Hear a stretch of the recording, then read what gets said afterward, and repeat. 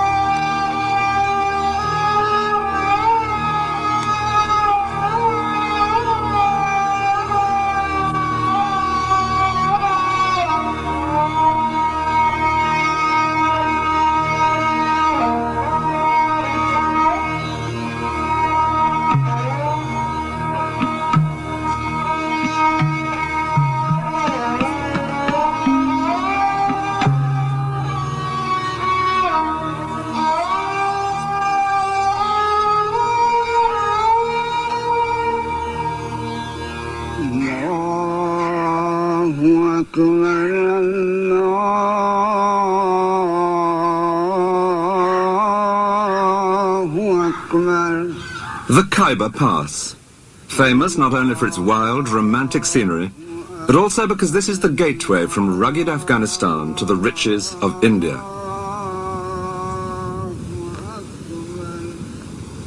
Through these mountains have come a succession of great conquerors, restless for new lands to plunder. Alexander the Great came by, so did Genghis Khan, and Tamburlaine. And if today the armed men are more local, in recent years most often the Mujahideen from Afghanistan, this remains a dangerous and exciting place, with the promise, once over the top, of India.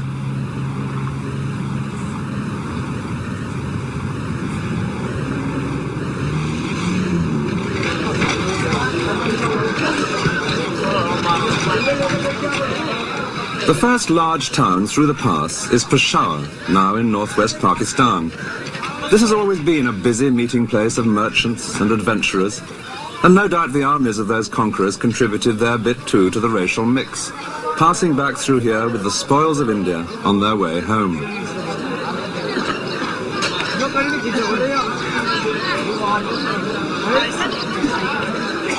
But one conqueror who came through here in the 16th century intended to stay in India.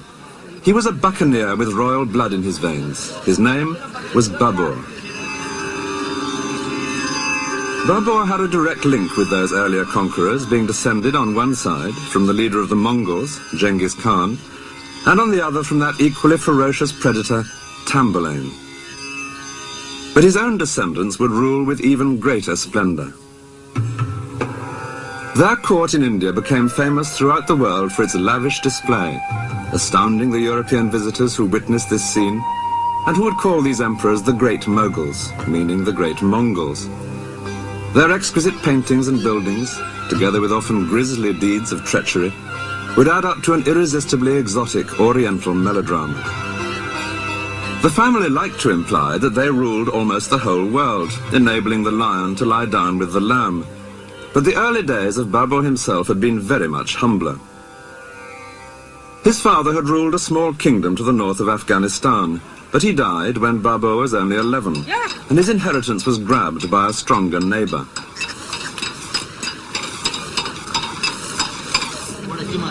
By his late teens, Babur was living more like a bandit than a prince. He and a few followers would roam around, seizing cattle, territory, wealth of any kind. In such a violent world, the villages and towns were all fortified, as indeed most of them still are today. And Babur describes vividly in his diary how he and his men would ride out at night to attack just such a place as this. Under cover of darkness, they would place their ladders against the wall. Often they were seen and had to ride away disappointed, but sometimes they got in, and then, after an exhilarating hand-to-hand fight in narrow lanes, they would take what they fancied, or perhaps persuade this particular village to join their league. Babur's following steadily increased. He was a leader who inspired great loyalty. And then there came a great breakthrough. In 1504, when he was 21, he captured a rich, sophisticated city, one which he would hold for the rest of his life, and which he came to think of as his real home. It was Kabul, now the capital of Afghanistan. Set among mountains to the west of the Khyber Pass, here was an ancient city in which Babur and his followers could settle down to a more civilized existence. The main cultural influence on this part of the world came from Persia. Babur, himself a keen poet and gardener, was able now to indulge in traditional Persian pleasures, of a kind which he and his family would later introduce to India.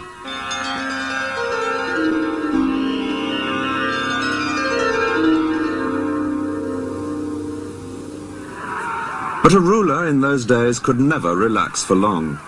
A regime based only on military power needed constant new conquests to bring in more territory, more wealth.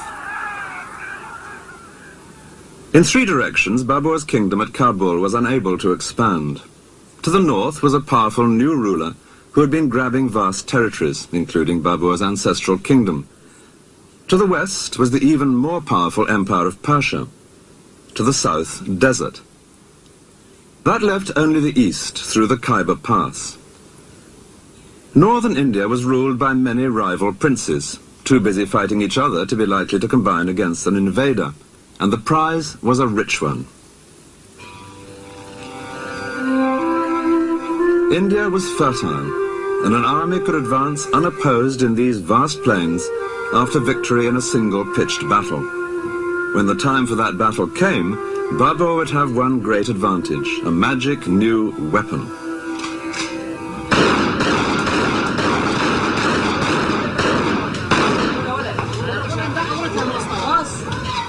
In Dara, just through the Khyber Pass, firearms are the stock in trade. Everyone here is busy making them. But when Babur came this way with his new muskets, which had reached him from Persia, no one knew what these strange objects were. He describes tribesmen making obscene gestures at this weapon that fired no arrow, until it went off in their direction.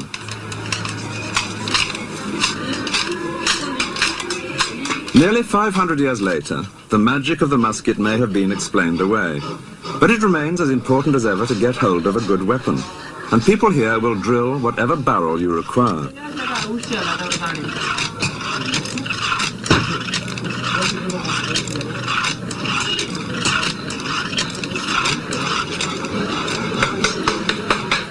Every day, as the customers try out the wares, the valley resounds with gunfire.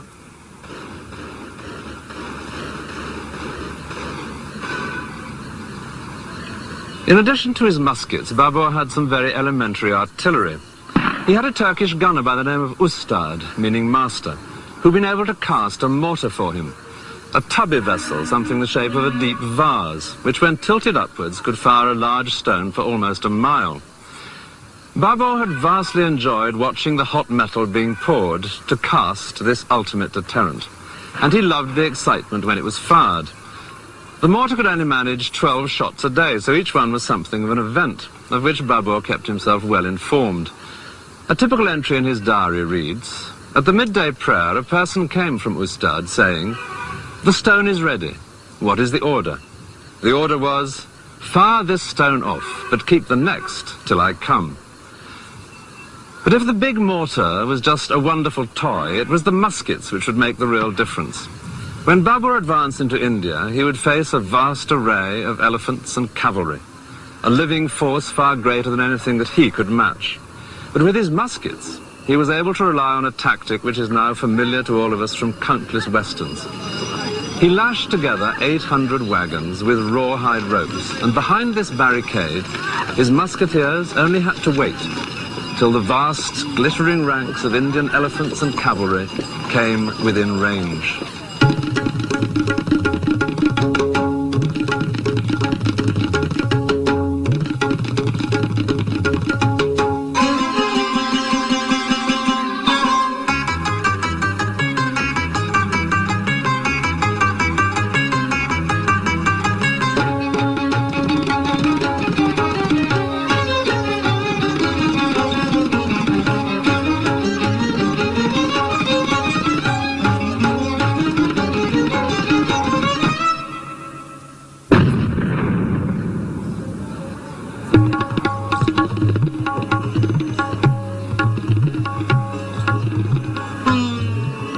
After his victory, Babur moved unopposed to the heart of northern India, through Delhi and on to the city which more than any other is now associated with the great Mughals.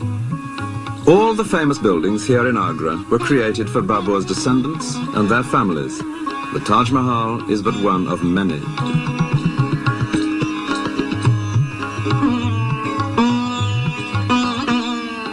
In this city, which would later display to the world his family's magnificence, Babur had a foretaste of the wealth of India.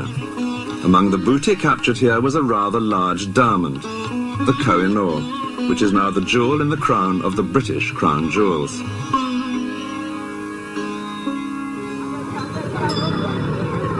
Babur was a keen observer of the world about him, and soon he was finding much to marvel at in this land which he had so rapidly conquered.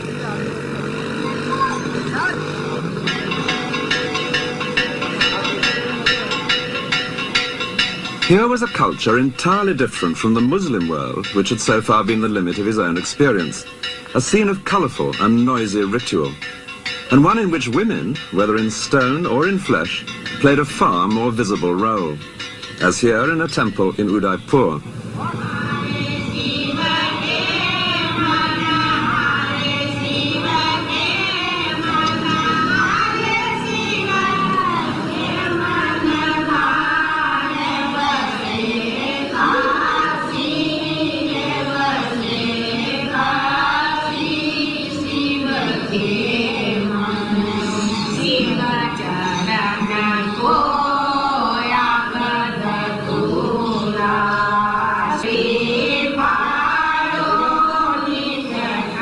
The Hindu religion developed much earlier than Islam, and this sort of thing was exactly what the Quran, like the Old Testament, most strongly disapproved of: idols. But Babur was too fascinated by life to waste much time on indignation. Instead, he was soon writing a section in his diary entitled Description of India. It begins boldly. India, he notes, is extensive, full of people, and full of produce.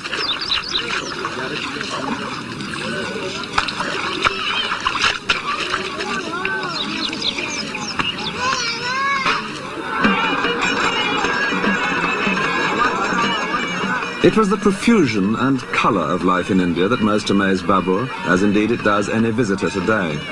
And he was astonished by the number of craftsmen, though he does complain that it was impossible to get a decent pair of trousers made.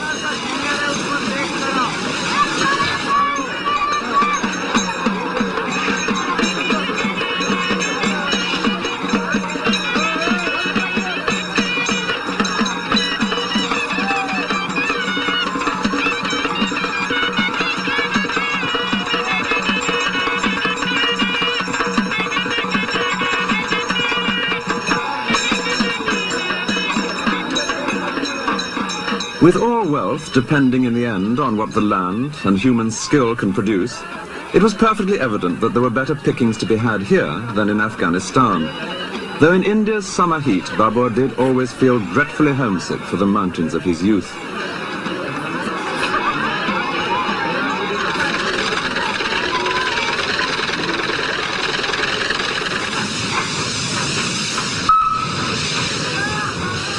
The Hindu city of Gwalior, 80 miles south of Agra, was a place where Babur noted down his impressions in great detail.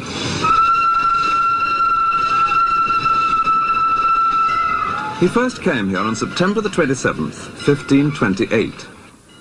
That day he had earache, and so had taken opium, which was causing him to vomit when he visited this great fort. But, like any good tourist, he put up with that.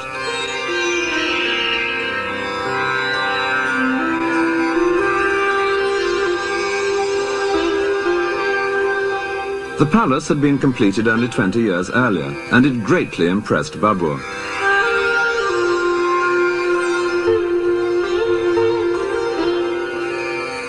He noted the tiles, which included, he said, the semblance of banana trees.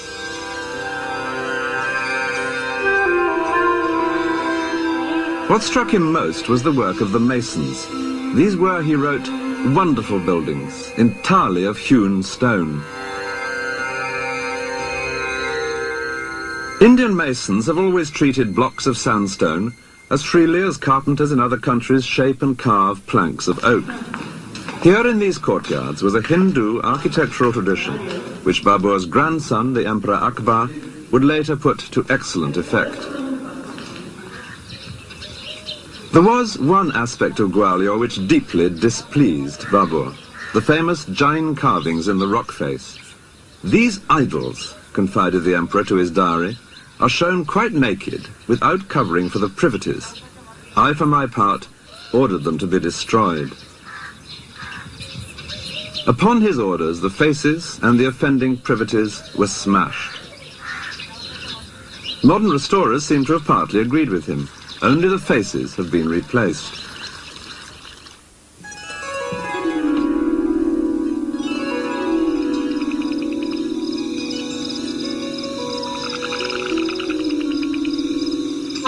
The illustrations, done later for his diary, reflect Babur's fascination with the wildlife of India, though the artists don't always seem to have studied nature as closely as he might have wished.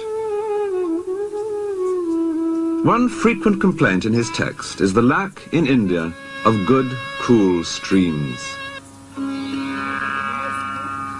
All the Mughal emperors loved water, and where they didn't find it in nature, they set about providing it in gardens.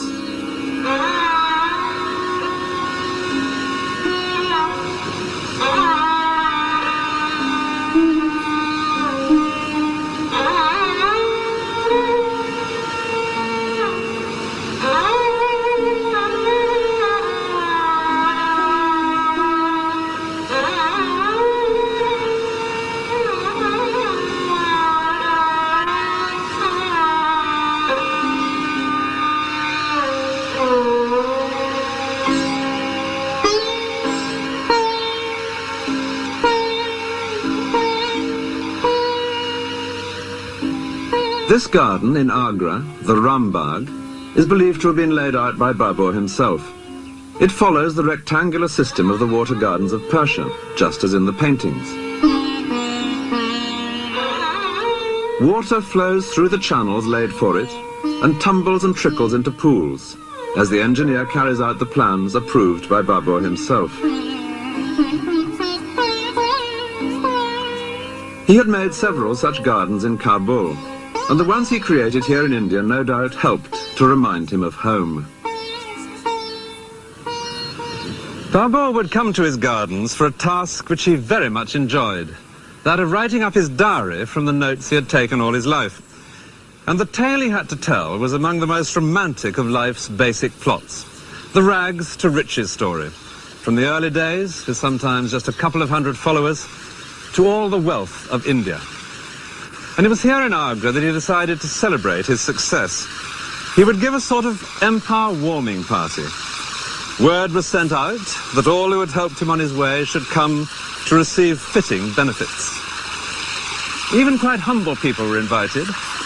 A man who had once helped him across a river on a raft, some peasants who had sheltered him in Afghanistan. It took a couple of years for all the guests to arrive, and then there was a huge feast, with Babur under a pavilion in the center, and the guests stretched out in a great semicircle of 100 yards or more. There was much present giving, and dancing, and acrobatics, and general self-satisfaction.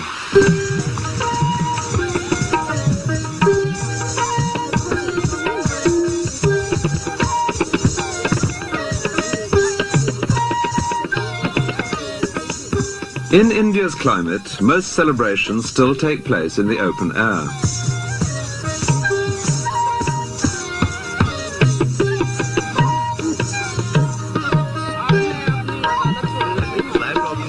From everyday picnics to more special occasions, a meal on the grass or on carpets remains a part of social life.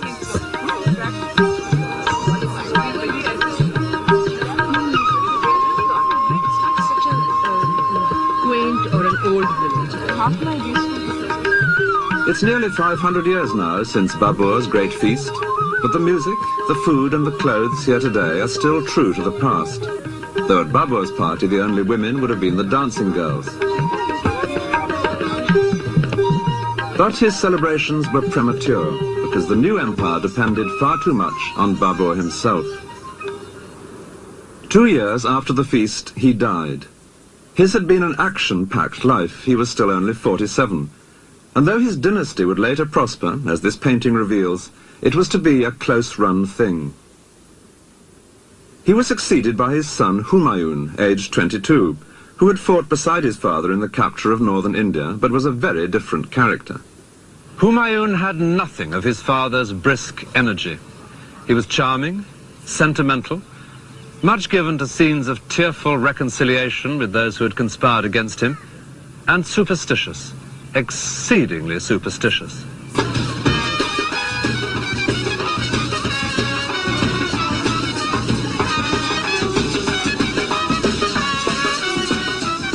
The superstition that dominated Humayun's life was one that is still an everyday feature of India. This marriage procession, a familiar sight in the streets here, couldn't possibly happen without the precise time being chosen in advance by an astrologer.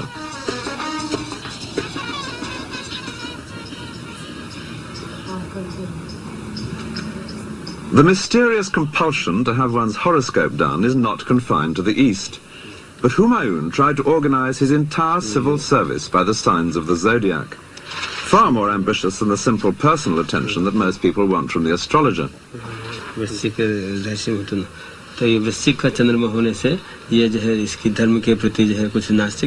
Humayun's astrological civil service, the officials responsible for the earth signs naturally took charge of agriculture.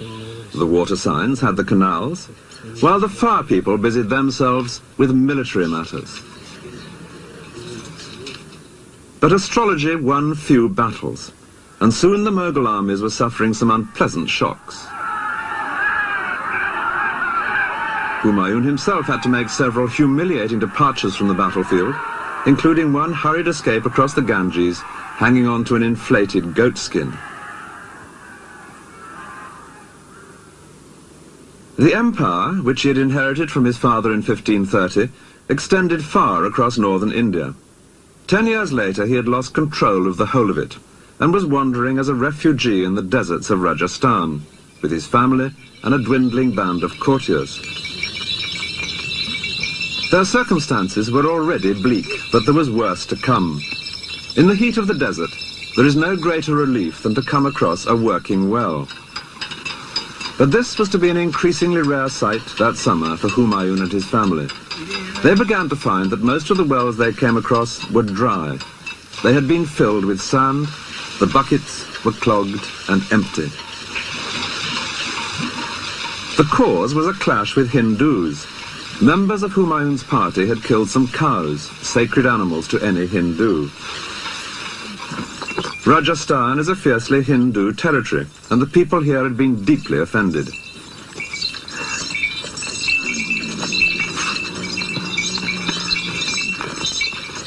It was because of this sacrilege that the wells were being filled by followers of the ruler of Jaisalmer, one of the great desert strongholds of Rajasthan.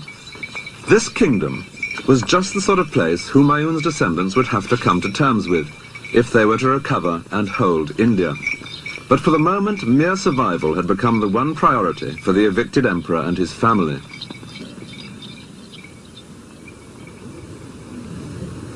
They plodded hopelessly on, though one small miracle, which was often later retold with delight in family history, did seem like a good omen. A young wife of Humayun's was just 15 years old, but was also 8 months pregnant. And she now felt that famous arbitrary longing of pregnancy for one particular kind of food. In her case, a pomegranate, something impossible to come by in the desert. But then, happily, their path crossed with that of a traveling merchant. And he was found to have, in his saddlebag, one large, juicy pomegranate. Then, a month later, at a small oasis, the real miracle. The birth of a son who would later radically transform the family's fortunes. They called him Akbar. He would spend his childhood as a refugee because his father would soon be chased right out of India. But against all the odds, Humayun later fought his way back in to recover the empire. And Akbar, the child of the desert, would grow up to deserve, more than any other member of his family, that simple but resounding title, the Great Mughal.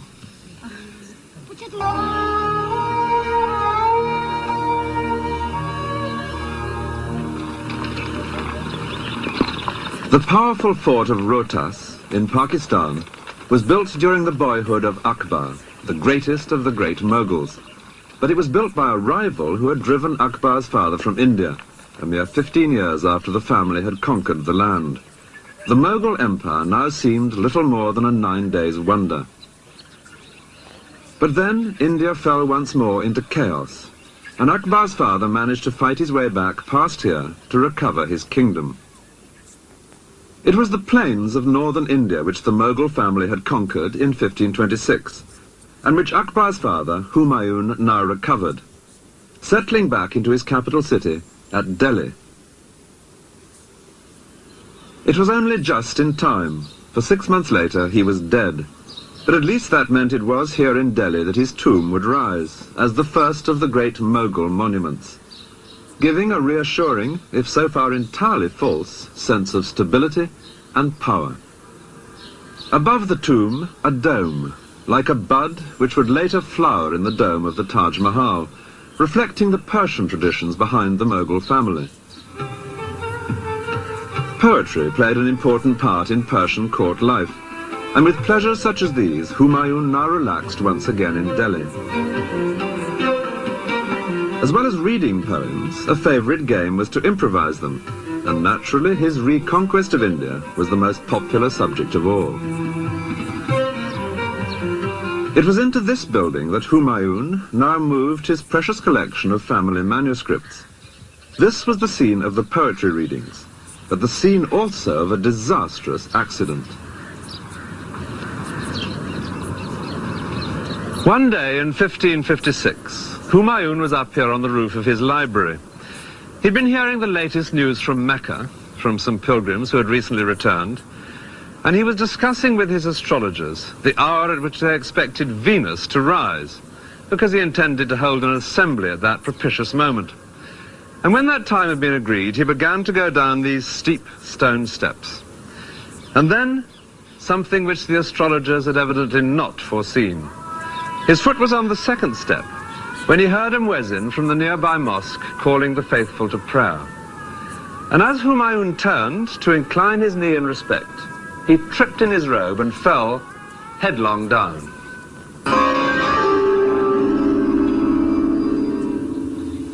He died 3 days later. And in such an unstable empire, the sudden death of the emperor automatically meant a political crisis. Humayun's son, Akbar, was already an experienced soldier, even though he was still only 13 years old. But he happened to be hundreds of miles away campaigning in the Punjab. If the news got out before Akbar was publicly enthroned, it was certain that others would attempt to seize power. As the first rumours spread, anxious crowds gathered below the fort. So Humayun's courtiers fell back on an ancient ruse. Someone who vaguely resembled the dead emperor was dressed up in his clothes and waved reassuringly at the crowd at a suitable distance. No doubt some of the people were fooled for some of the time, and meanwhile the action had moved elsewhere. When the news reached Akbar, he was miles from anywhere in this vast plain. He had with him an experienced general to keep an eye on the boy, and the general now organized a hurried but essential ceremony. There had to be a coronation. The king is dead, long live the king.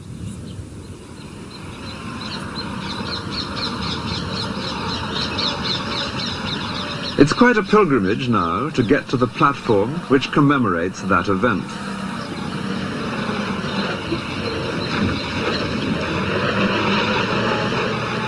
Known as the throne of Akbar, this surely has to be the least visited of all Mughal monuments. Well, here at last it is, with just some water buffaloes now standing where the courtiers did on that distant day, and a rather brutal Ministry of Works fence separating it from the surrounding countryside.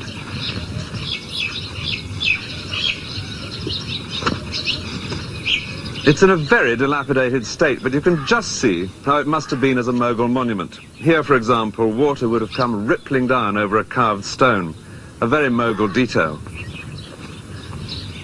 Dreary though this looks, it's a most evocative place, because that event, here in the middle of nowhere in 1556, was to be the turning point for Akbar's family, leading to more than 100 years of astonishing achievements.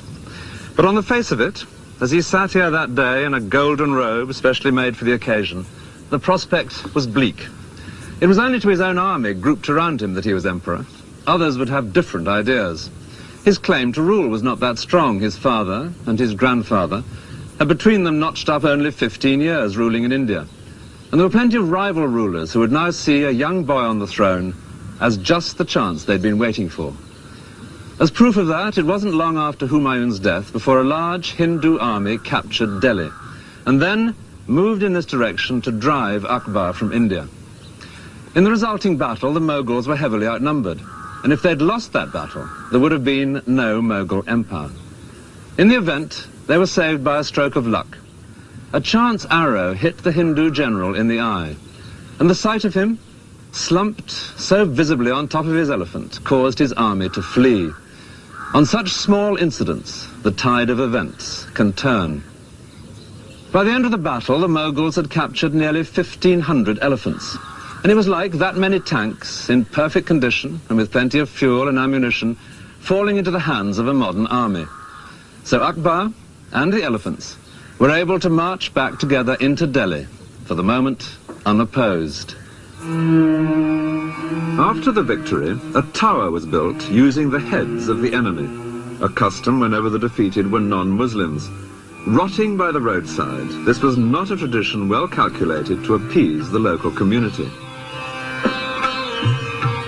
The young Akbar, on the face of it, seemed unlikely to appease anything. Physical danger was what he loved. Indeed, he'd been so much the athletic schoolboy that he never even learnt to read. Yet this was the emperor, Akbar, who had come to see the problems of India with its rival communities of Muslims and Hindus in a new and very unconventional light, shocking many of his own Muslim followers in the process. The great centre of Hindu power lay to the southwest of Delhi, in the area known as Rajasthan, the land of the Rajas. Their fortresses dotted this ancient and highly colourful territory, and two in particular would be of great importance to Akbar: Chittor and Amber, which is now known as Jaipur.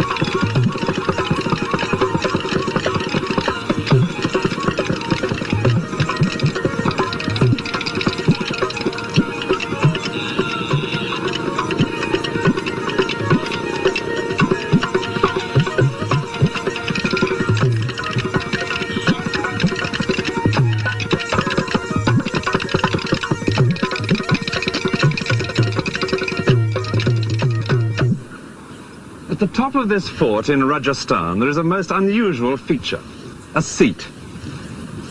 It's perfect now for enjoying a quite spectacular view, but that wasn't its purpose. It seems that this was a throne for use in times of siege. Here the Maharaja would sit, exposed but visibly in command, conducting the campaign if there were enemies below to be driven back. From this perfect vantage point, he could see the build-up to an assault and choose where to fling his own men into the attack.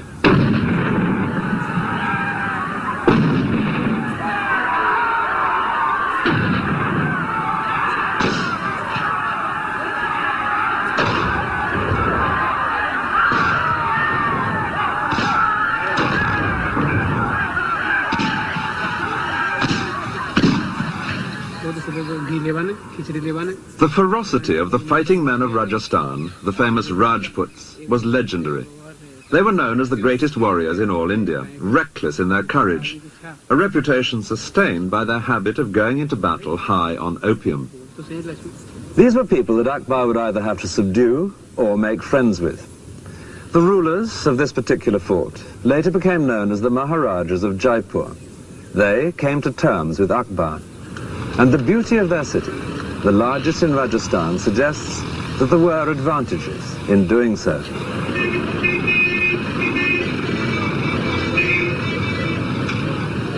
Jaipur was built as a completely new city after 2 centuries of alliance with the Mughals.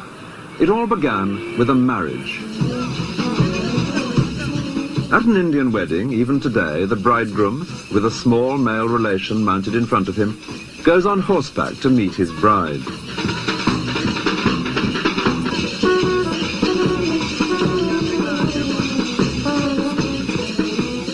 But when Akbar took a wife from the ruling family here in 1562, it was out of the question that he should ride to her. It was she who was sent to him.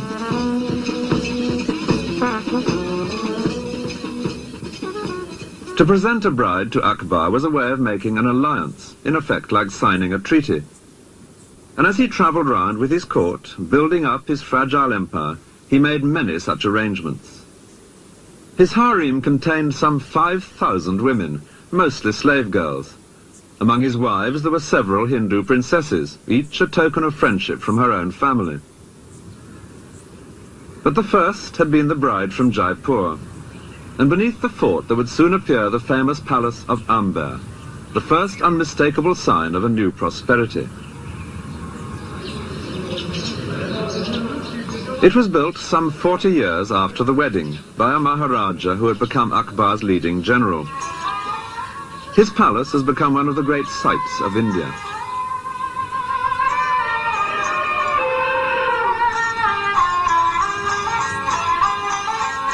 For the tourists, an elephant ride up to Amber is a compulsory item on everyone's schedule.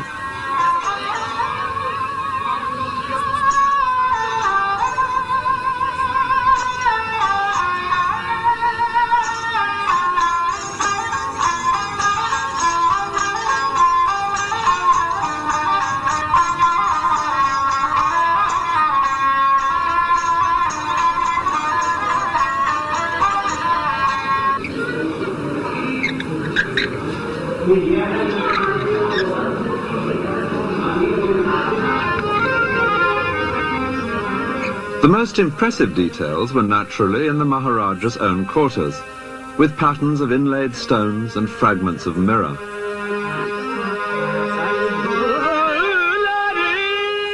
Here, in pavilions placed between the public part of the palace to one side and the harem to the other, the ruler could entertain either outside visitors or his own women, in surroundings that would delight them all.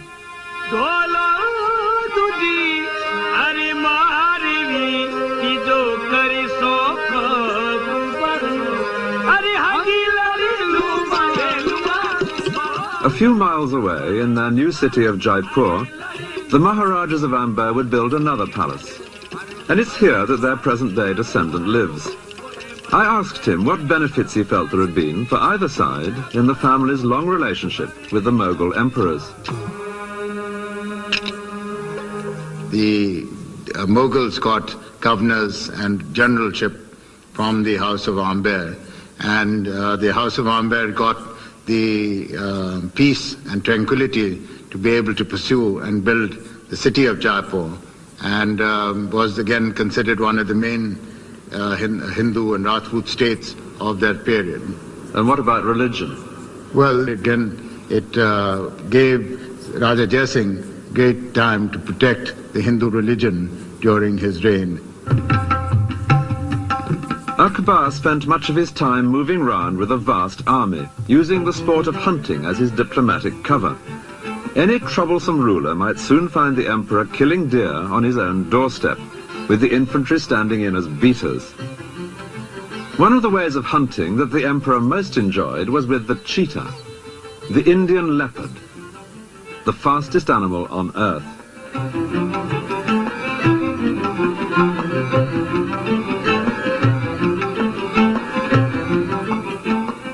It can be unleashed for the kill like a hawk.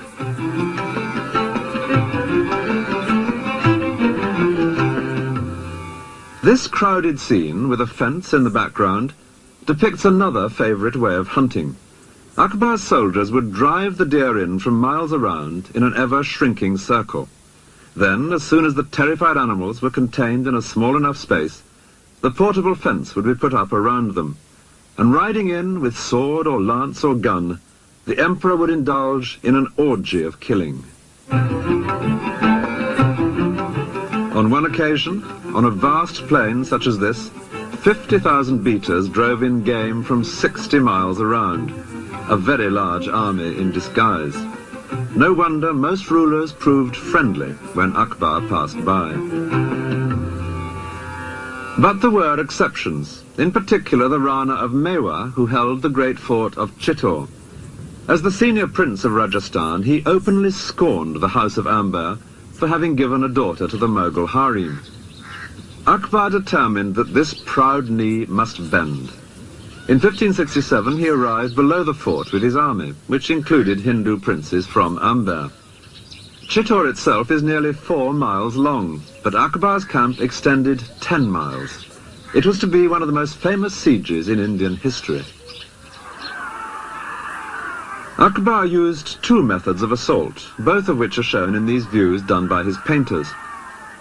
One was mining, burrowing under the walls with explosives. The idea was to blow up a section for the soldiers to enter the fort, but fuses were unreliable, and the Mughal army suffered a major disaster when a charge went off in 2 stages. The first blew the intended hole in the wall, but the second exploded as the Mughals stormed the breach, killing several of Akbar's favourite officers. The other method was a fortified corridor, which was gradually extended until it reached the walls. From its protection, snipers, often including Akbar himself, would get closer and closer shots at the defenders. For 4 months, this daily trial of strength dragged painfully on. The siege came to a sudden end because of a single bullet.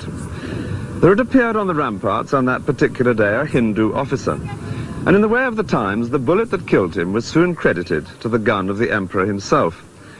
It's true that Akbar did take an active part in the daily business of sniping at the fort, and it may well be that he did fire the lucky shot. But the significance of what had happened was not immediately appreciated in the Mughal camp, until they observed that fires were breaking out all over the fort. Then the Hindu generals in Akbar's army were able to explain to him what was happening. The man who had died must have been the prince in command of the fort, and the fires were part of a grisly but hallowed Rajput ceremony, which always took place whenever defeat seemed inevitable. यानी कि हम जब राजपूत हार जाते हैं तो भी हमारी राजपूत परिवार की स्त्रियां जोहर में जलती हैं. जोहर शब्द का मतलब The Johar, described to every visitor here, is the favourite incident in Chittor's history, a symbol of the unyielding pride of Rajasthan. For the wives of Rajput warriors, death rather than dishonour was the compulsory tradition in the face of defeat. They were all burnt before their husbands sallied forth to meet their own equally certain end in a final, hopeless battle.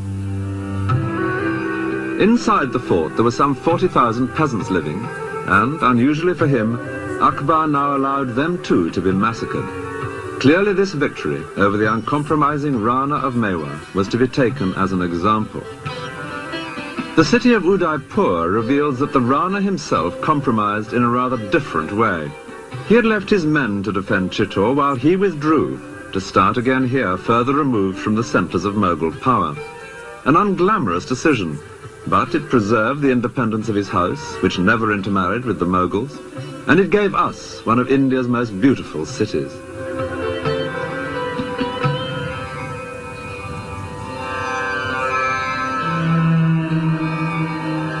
Today, the Rana of Mewa still feels it a matter of pride that the Mughals were kept at arm's length.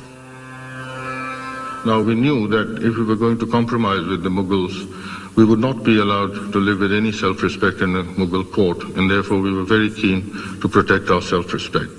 The other reason is that our family is religious, deeply religious, and we believe in the values set out in Hinduism. And people look up to our family as the custodians of Hinduism, and whenever the Hindu faith and the Hindu religion was threatened, we were not prepared to compromise, and we fought for protecting the faith. To celebrate his victory over the Hindus of Chittor, Akbar made a pilgrimage to a great Muslim shrine. It was to Ajmer that he went, to visit the tomb of a saint who had brought to India the more tolerant strain of Islam known as Sufism. His shrine remains a holy place today.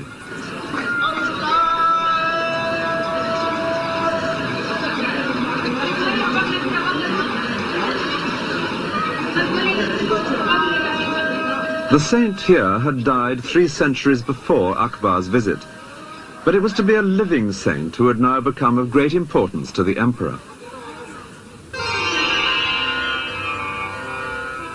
Fatehpur Sikri is on the itinerary of most visitors to India today, but in the mid-16th century it was just a minor place of pilgrimage. There was a saint living here of the same tolerant sect as the saint at Ajmer, and like other holy men, he would receive visits from those seeking comfort or advice.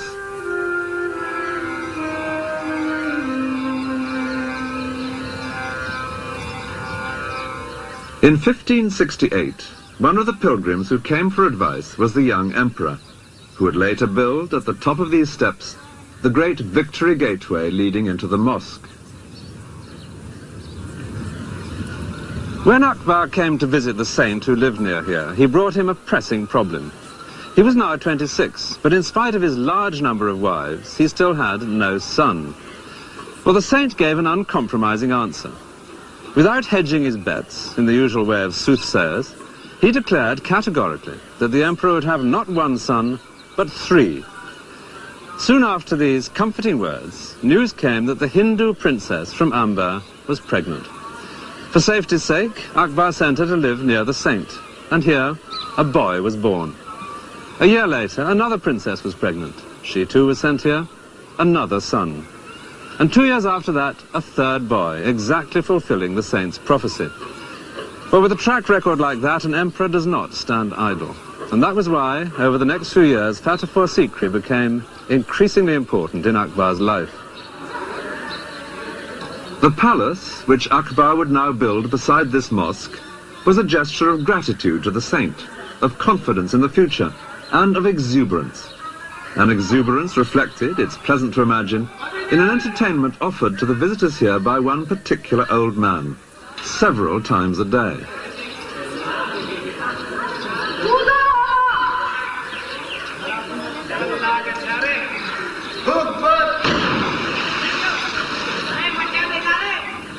When Akbar began to build here at Fatehpur Sikri, he had been 17 years on the throne.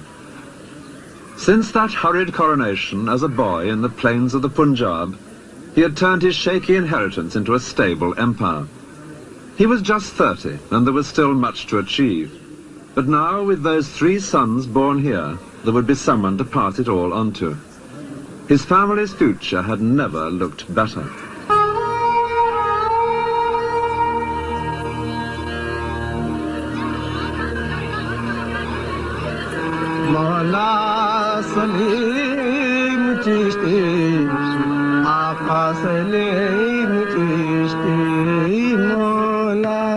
The hilltop round the mosque at Fatehpur Sikri was bare in the 16th century.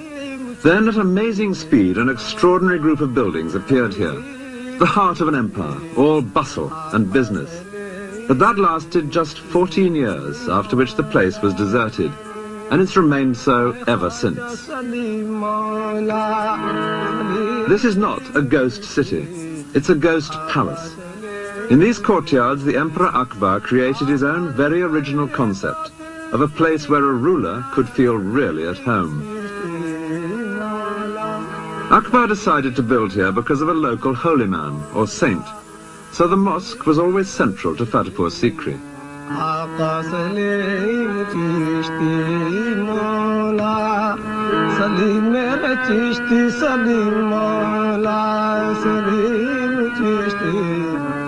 The saint died soon after the building work began, but then a saint's tomb, properly tended, can be almost as propitious as the saint himself.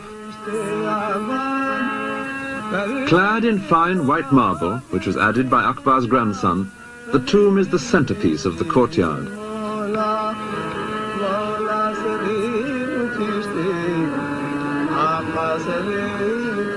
A daily custom in the shrine, out of sight behind the carved marble screens, reveals precisely why Fatehpur Sikri was built. Women tie threads to the screen. Each is a wish for a child, a reminder that when Akbar came here without an heir, the saint told him he would have 3 boys, and when he did, the builders were called in. Akbar chose a Hindu style of architecture, and no doubt most of his labourers were Hindus too. Certainly the women.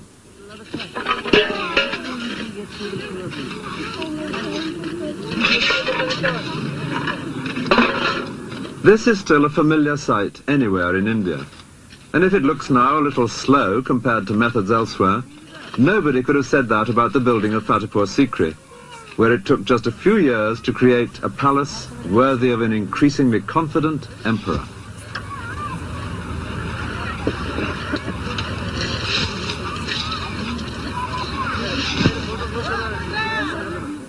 This was the area over which Akbar, at the age of 13, had inherited very shaky control. And this was the stable empire which he in his turn would hand on some 50 years later. Delhi had been his father's capital. Agra would eventually become his own. So the saint's home at Fatehpur Sikri, in addition to being so propitious, was strategically placed at the heart of the empire. A visit to Fatehpur Sikri is the best way of discovering the kind of life that went on around a Mughal emperor. Yes, coming.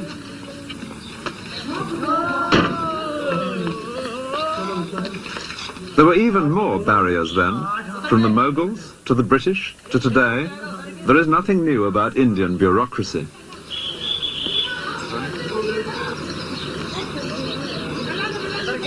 We take it for granted now that you can walk straight into any town, but in those days the town gate was a real obstacle, always shut, for example, at night.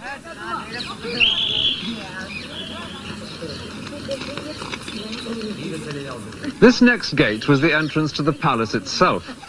Whenever the emperor came through here, there were musicians playing for him in the room above. But for the rest of us, the name of this one has a somewhat familiar ring. It was known as the Naubat Khane, which means roughly the house of taking one's place in the queue. Well, there's little danger of a queue today because now hardly anything comes through here except tourist buses. But then, as the remains of these shops reveals, this was a bustling commercial thoroughfare. The traders can be seen in this painting, and beyond them the next gate.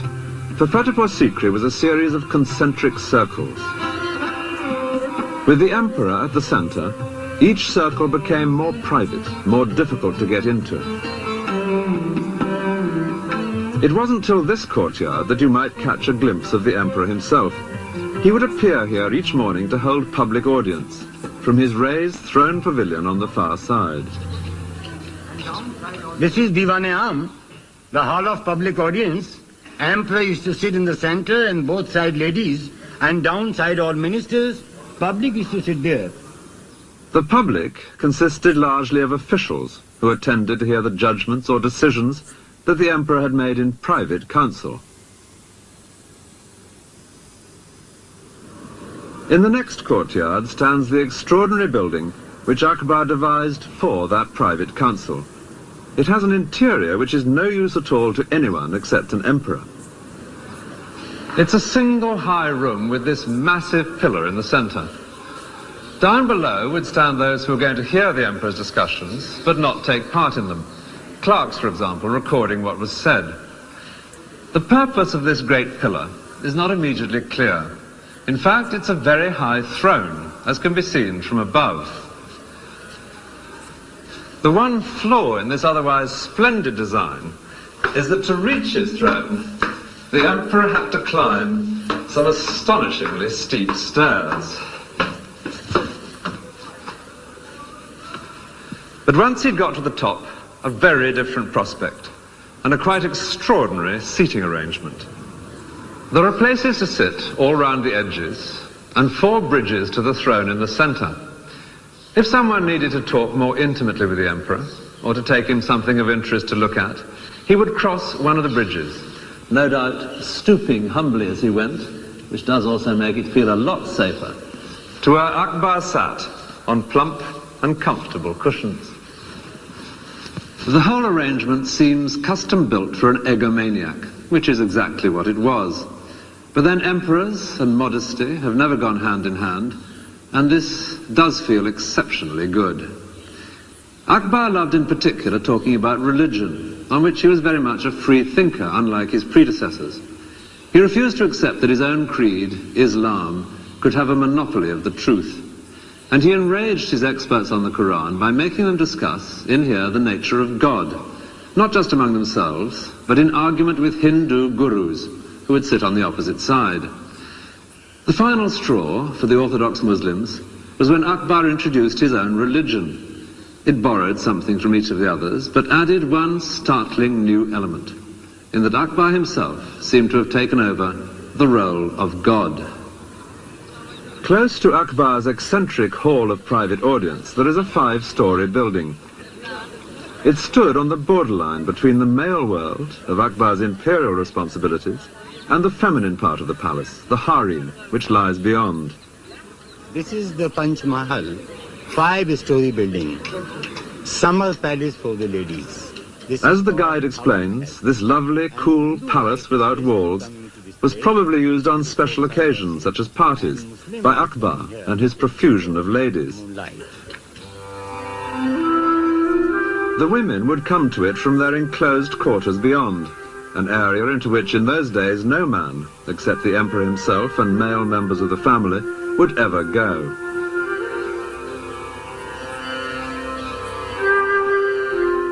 Akbar provided intricately carved surroundings for his harem, which included both Muslim and Hindu wives. But the method of construction at Fatehpur Sikri is entirely Hindu, with the straight lines of great stone pillars and beams instead of Muslim curves. These rooms were lovely places to loll and chat in on a warm evening. If they look a bit stark now, it's because they're unfurnished. This is like viewing an empty flat, and as on that occasion, the trick is to imagine the missing items. Not just the girls themselves, but pretty things in the alcoves, cushions to recline among, and above all, carpets. An English visitor to India marvelled at the rich display of carpets. All their bravery, he wrote, is upon their floors.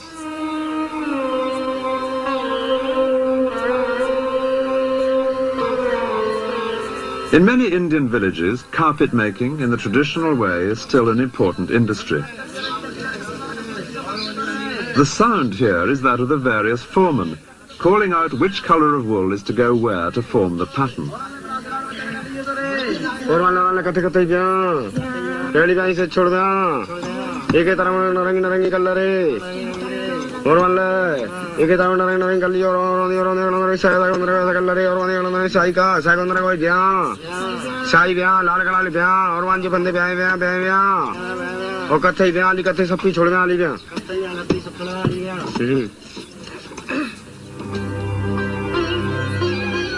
The daily life of Akbar's court is known to us in great detail thanks to one man, a fascinating character, a writer who became a close friend of the emperor.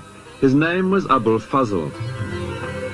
In Fatehpur Sikri, at a discreet distance from the harem, is this house.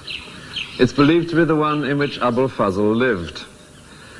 He'd come to court in his early 20s, and his great intelligence, combined with an almost unlimited willingness to lay on flattery with a trowel, both of them qualities which endeared him to Akbar, meant that he soon became, in effect, the emperor's resident intellectual. The great task which Akbar entrusted to him was the recording for posterity of his life and possessions and achievements. And these 3 fat volumes are less than half of what Abul Fazl wrote. Indeed, in the printed version, his work amounts to some 4,000 pages. The greater part of that is his history of Akbar's reign. And this was a project organized with a thoroughness typical of the emperor. Orders were given that all his elderly relations and the oldest palace servants should write down everything they could remember about the past. As to the present, there were now to be 2 scribes on duty every minute of the day, noting down everything that happened. An Englishman visiting the Mughal court wrote that no part of the emperor's day goes unrecorded. No, not so much as his going to the necessary, or how often he lieth with his wives, and with whom, so that it may appear in the chronicles. Well, the chronicles were what Abul Fazl provided, and illustrating them became the most important task for Akbar's great studio of painters. In this house there lives a family of painters who have practiced their craft here for generations, for the most part producing images in the traditional styles of the past.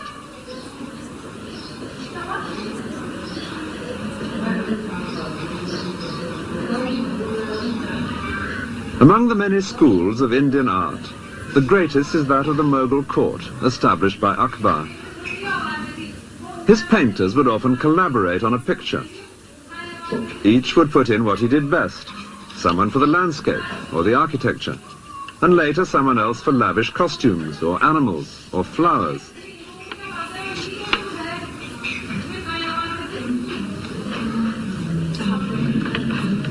And always someone for the most skillful task of all, the faces. They had to be recognizable.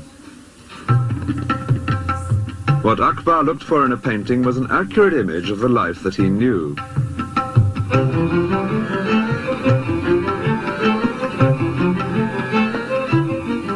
He took a keen personal interest in his painters. Pictures were regularly brought to him for his comments or approval. As a result, the work of his studio adds up to a fascinating visual archive of how things were done.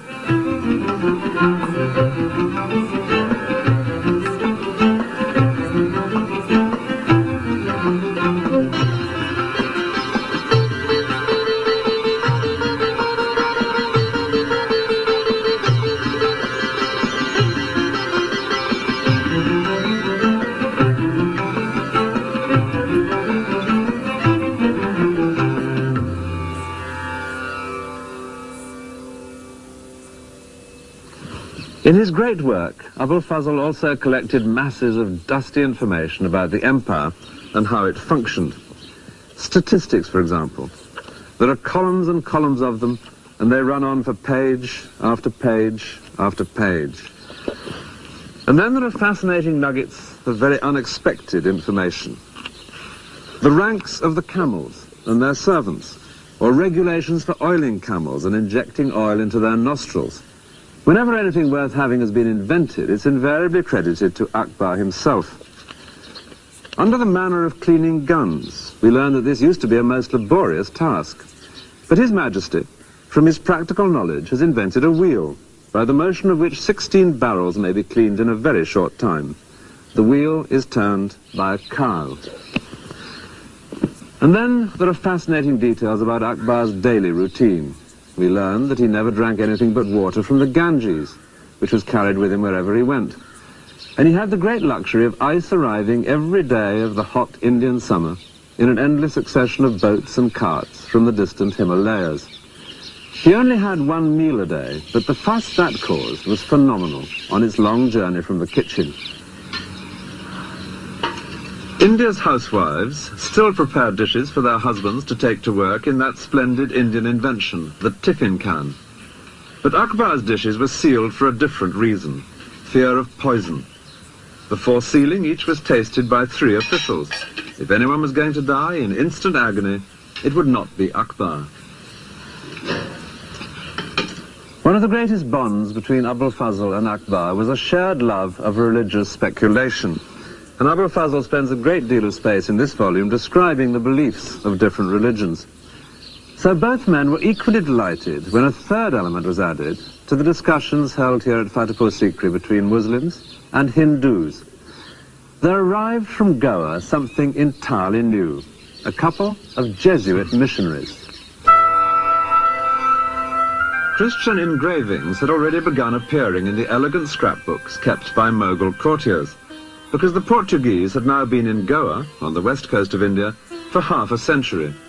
Distributing images of this kind was a part of missionary activity. The efforts of the missionaries did lead to some surprising juxtapositions. The companion for Jesus is Akbar's own son, Jahangir. Akbar's Muslim advisors were ordered by the emperor to engage in debate with the two visiting Christians. Akbar expected some sort of truth to emerge. Vain hope. The Jesuits pitched into the Muslims with such vehemence that the emperor himself had to take them aside to advise caution. Even so, they stayed for 3 years in Fatehpur Sikri, only leaving in despair when Akbar announced his own new religion. But at least they had provided some interesting new themes for Indian artists.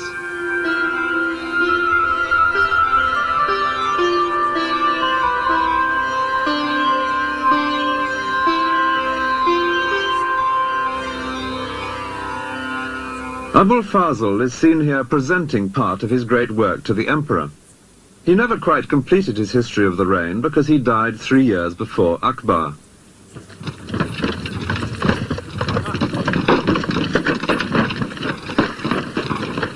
This romantic place, by the name of Orcha, 100 or more miles south of Fatehpur Sikri, was where Abul Fazl met a violent death.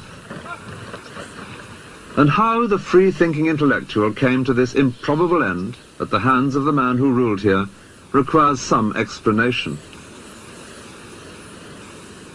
In what was essentially a military society, the only way of real progress to fame and fortune was by proving oneself in battle.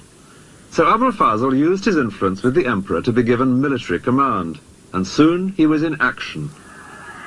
He seems to have revelled in skirmishes and sieges. Writing them up later, he invariably makes the most of his own involvement. Our brave warriors were nearly being defeated, he reports on one occasion, but the writer came up and the enemy was dispersed. Unfortunately, the brave writer had one powerful enemy on the Mughal side. He was Jahangir, the prince who shared the page of an album with Jesus. As the eldest son, he was Akbar's natural heir, but he had led a most dissolute youth, and Abul Fazl had made no secret of his low opinion of him. Now the prince was showing signs of open rebellion. The emperor, Akbar, summoned Abul Fazl back from where he was campaigning in the south, because he wanted his advice. But Jahangir knew that any such advice would be deeply hostile to his own interests. He decided to take action.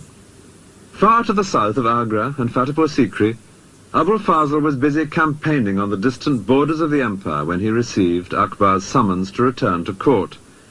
He set off, confident as ever, to advise his emperor.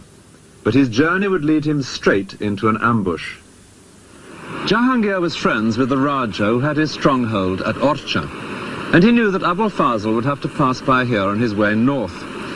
So he sent word that if the Raja would stop that sedition monger and kill him, he could expect every kindness from the prince.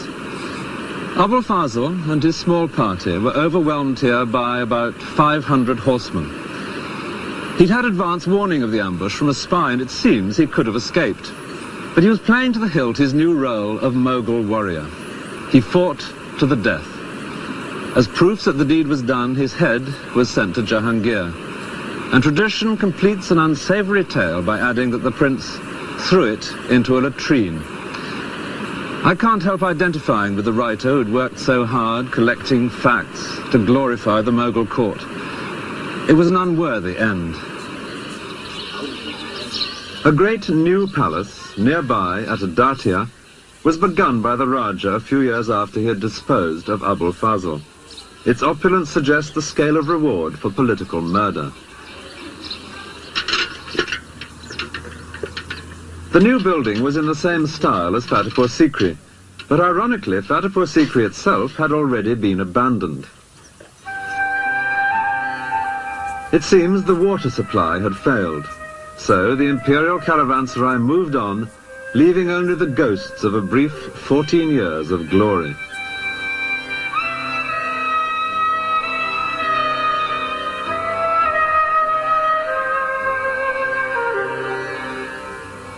From 1584, Agra was where the emperor now once again made his headquarters, within the magnificent great sandstone walls which give the Red Fort its name.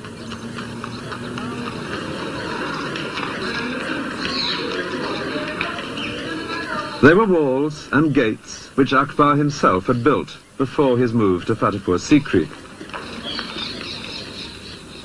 The last years of his life were darkened by the question of the succession. Akbar was now in his 60s, and he had no great liking for his son Jahangir, the murderer of Abul Fazl. The rumour was that he might skip a generation. Jahangir had several sons. Was it perhaps in the old man's mind to pass the crown to one of them? Some tried to read the answer in one particular event. A favourite entertainment among the Mughals was the elephant fight, and Akbar now ordered a contest between the best elephant of Jahangir and the best elephant of Jahangir's eldest son. Many believed the result would decide which of them should inherit the crown.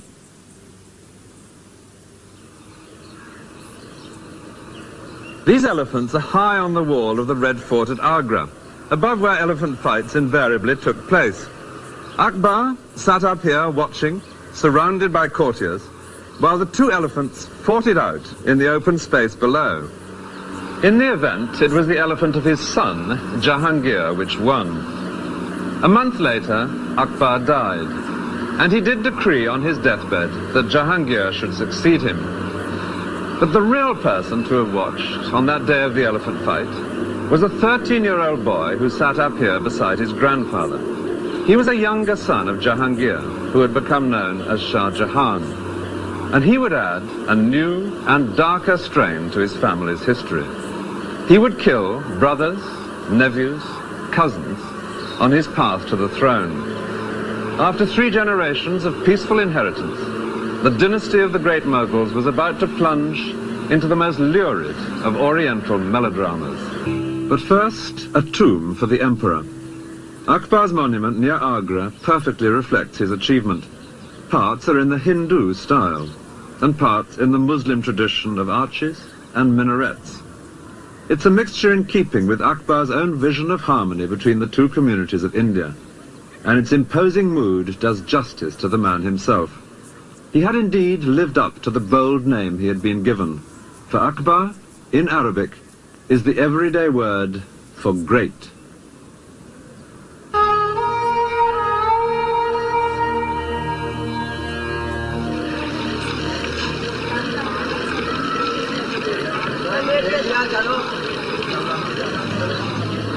The Lake of Pushkar in Rajasthan, one of the holiest places in India. Hindu pilgrims have been coming here for more than 1,500 years.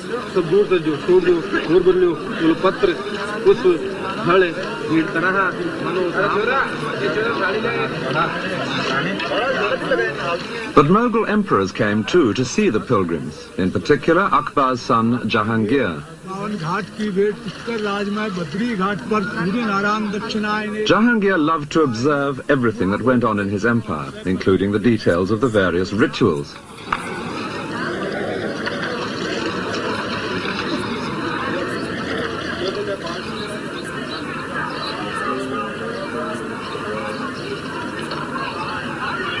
With Jahangir, a new element enters into the family history.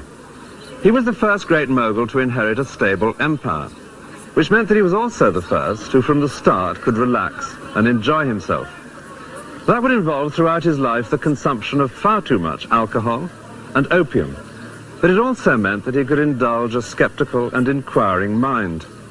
When he came here to Pushkar one day in 1615, he was told, as no doubt every visitor was, that this holy lake was bottomless. Well, the tourist is supposed to reply, how fascinating. Not Jahangir. He called for a plumb line and sent men out in boats all over the lake. He was delighted to be able to prove that at no point was it more than 18 feet deep. But somewhere beneath these waters there are some pieces of broken stone which suggest a darker side to his character. He saw a Hindu idol which suddenly offended him. Imagine the consternation here when he had it smashed and thrown into the lake. The reign had begun with a grisly example of a sadistic streak in Jahangir. His eldest son mounted a feeble rebellion against him, and in Jahangir's reaction there was too much of macabre humour. His son's two closest accomplices were sewn up in the wet skins of a newly slaughtered ox and ass, complete with head and ears, and were then seated on donkeys to be paraded all day through the streets. It was a death sentence with a built-in element of gamble. The question was whether the heat of the sun would shrink the skins enough to suffocate the men. By the end of the day, one of the two was dead. Meanwhile, the prince himself was being forced to ride an elephant down a street lined with stakes, on each of which one of his supporters was impaled alive. The prince was later foolish enough to attempt a second rebellion, and this time his father ordered him to be blinded. He would spend the rest of his life moving round with the court as a prisoner. From time to time, Jahangir did see him, but he noted in his diary he found the prince depressing. Fortunately, this strain of cruelty was to be rare in Jahangir's reign, though at the end of it far greater family violence would break out. Before then, though, there were to be 20 years of peace and prosperity, during which the arts of Mughal India would flourish as never before. Akbar had set up the imperial studio of painters, but under Jahangir they would excel in images of often outrageous political bravado. Here Jahangir embraces his great enemy, the Shah of Persia, but meanwhile the Mughal lion has nudged the Persian lamb right into the Mediterranean. Jahangir loved watching animals and birds, and would note their habits in minute detail in his diary.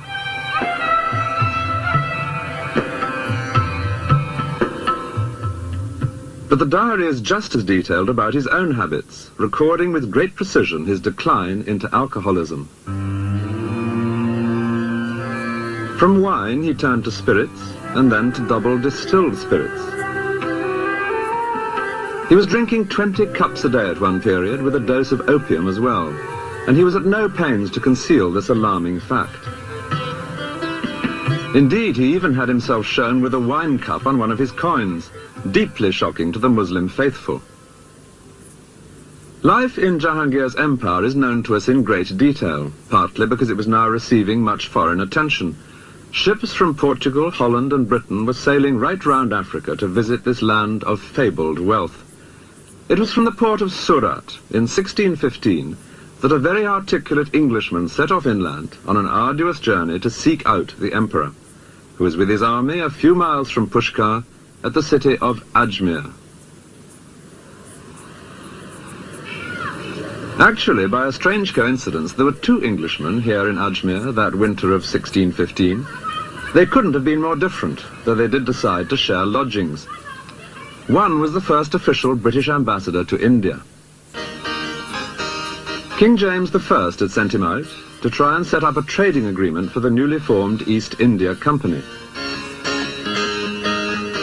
The man chosen for this difficult task was Sir Thomas Roe, and he describes how he met in Ajmer that famous unwearied walker, Tom Coriat. Coriat was a writer who had indeed spent 3 years walking to India, but was determined that his readers should see him on an elephant. He was lucky to be alive, since his idea of good Christian behavior was to climb the minaret in mosques and to shout down that Muhammad was an impostor. Roe was soon deeply embarrassed by his eccentric compatriot. Coriat was something of a linguist, and he now addressed to Jahangir a speech in Persian, which was fine until Roe discovered what he was saying. He was asking the emperor for money, which Roe considered unseemly in an Englishman.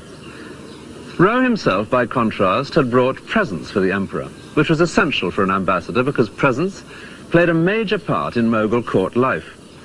Indeed, Roe describes how people would hold up in the air the gifts they had brought for Jahangir, and if something nice caught his fancy, he would ask that person what business he had come upon. Unfortunately, Rowe's presents, which had been provided by the East India Company, turned out, when they were unpacked, to be mouldy, which provoked a very sharp letter home. Even so, he did make progress at court, and soon he was invited to one of Jahangir's evening parties.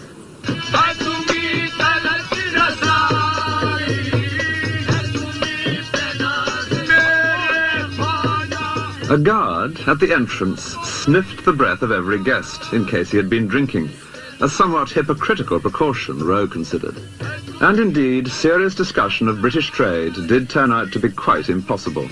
The Emperor was, in Rowe's words, too drowsy with the fumes of Bacchus.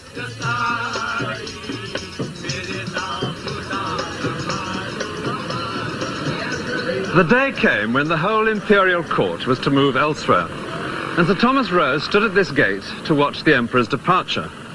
He was dazzled by the jewels which Jahangir wore for the journey. A huge ruby and emerald and diamond in his turban, 3 great double chains of pearls round his neck, diamond bracelets at wrists and elbows, and a ring on every finger. But there was one very gratifying touch, almost certainly unnoticed by anyone except Rowe himself. Amid all this finery, tucked into Jahangir's belt, was a pair of English gloves, which Rowe had given him. And then, even better, there passed by Jahangir's chief wife, entirely concealed from sight in a closed English carriage, which Rowe had brought out in parts to be assembled here. There was still hope, he thought to himself, as he took his place in the endless procession of carts and animals and riders, which he calculated must take 12 hours to pass any single spot on the road.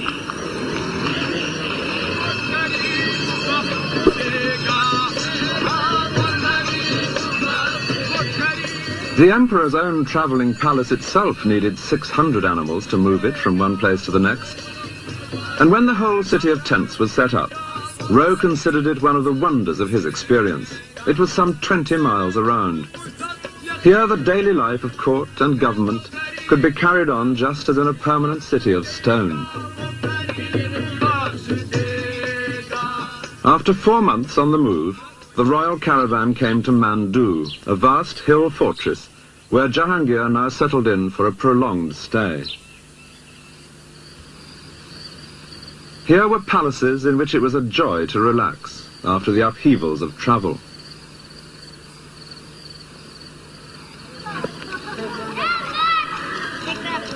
Mandu had been brought within the empire by Jahangir's father, but there had been Muslim rulers here long before the Mughals came to India. Jahangir was particularly impressed by the superb mosque which they had built in the 15th century. Today, in its corridor of arches, the sound is no longer that of prayers. It is the conversation of bats.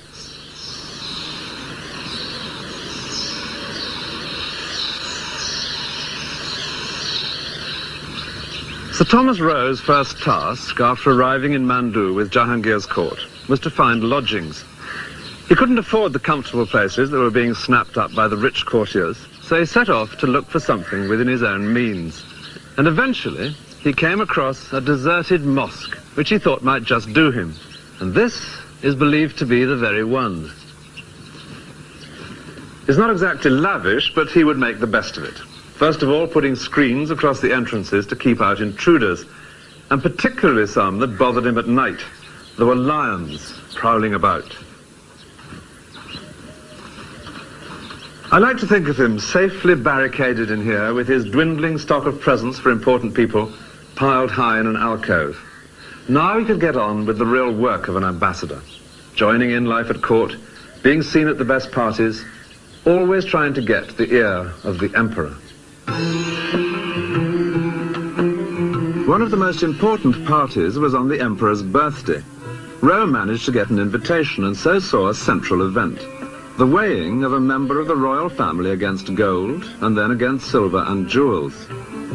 The idea was that his weight in each of these valuable commodities would be distributed to the poor.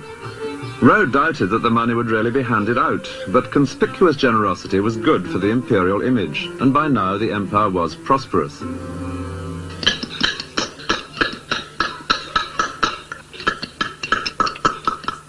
Nearly all rulers bring prosperity to the masons as they build palaces for themselves or temples to God.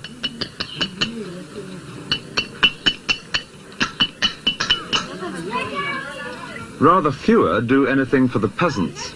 But Jahangir's father had successfully adjusted their taxes and so encouraged them to bring more land into cultivation. Jahangir loved his wealth, but simple holy men, he liked to pretend, meant more to him than anyone else. The Western monarch being snubbed here by his place at the back of the queue is James I of England, undoubtedly done from a painting brought by Sir Thomas Roe. Maybe Roe also got himself invited to a famous party that summer at Mandu, when candles were floated on tiny boats, an idea suggested by the ladies of the harem. They would have watched unseen, hidden from the sight of the male guests.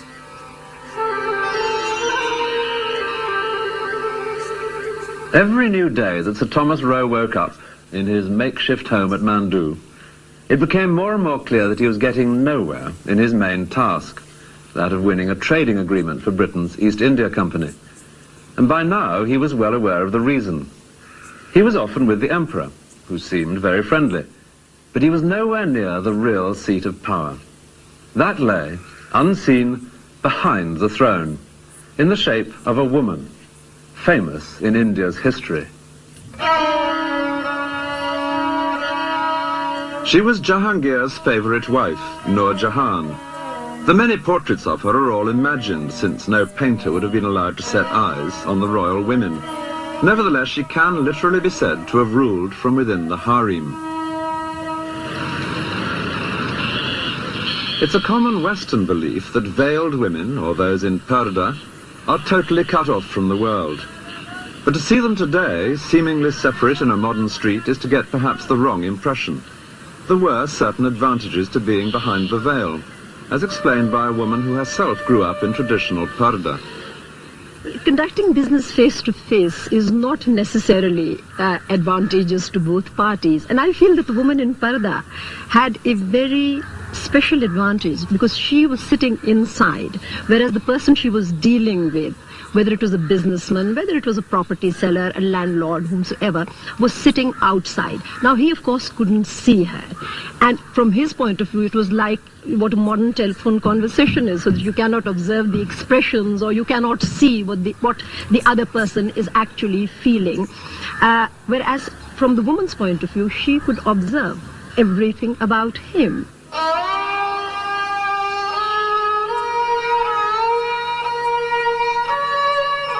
Behind every beautiful carved grille in a Mughal palace, there were attentive eyes and ears. Eunuchs would move in and out of the harem with messages and instructions. Some of the Mughal women even owned ships which traded overseas. So Jahangir's powerful wife, Nur Jahan, was not so much the exception as the best possible example of what could be achieved from behind the veil.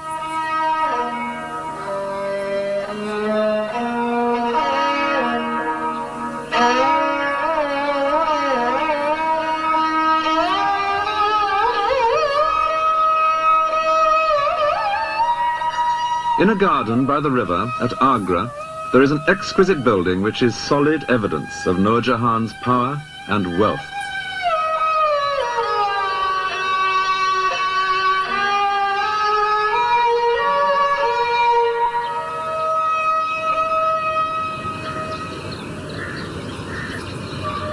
This is the tomb which she built for her father. It's like a perfectly jeweled casket, but done to a monumental scale in the most exacting of crafts. The inlay, in white marble, of intricately shaped and many-coloured stones, each set in so precisely that to the touch alone you could think it an unbroken surface.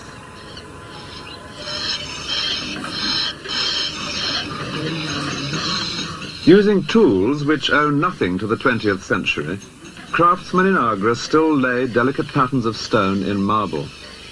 This workshop is one of about 150 in the city.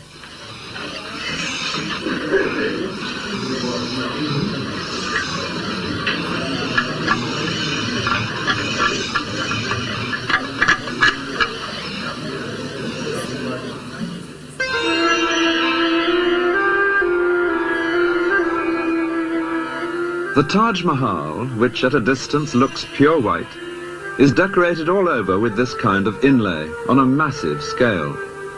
This is the tomb of Nur Jahan's niece. And just a couple of miles upstream from the Taj Mahal is the earlier tomb, the one she built for her father. The most spectacular of Mughal monuments, both for people born into her family and only connected by marriage with the Mughals.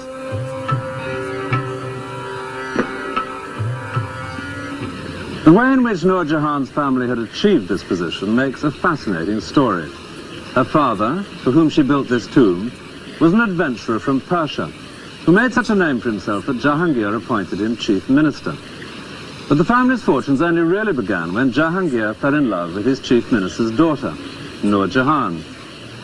These are the sort of paintings one can still buy today in Agra's bazaar. We'll make them stand for Jahangir and Nur Jahan. They married. And when her father died, Jahangir appointed in his place, as chief minister, her brother. So already, they had things well buttoned up. The sister, behind the scenes, the brother in the council chamber. There was one very powerful member of the royal family, Jahangir's favourite son, the headstrong Shah Jahan. And they had a plan for him too.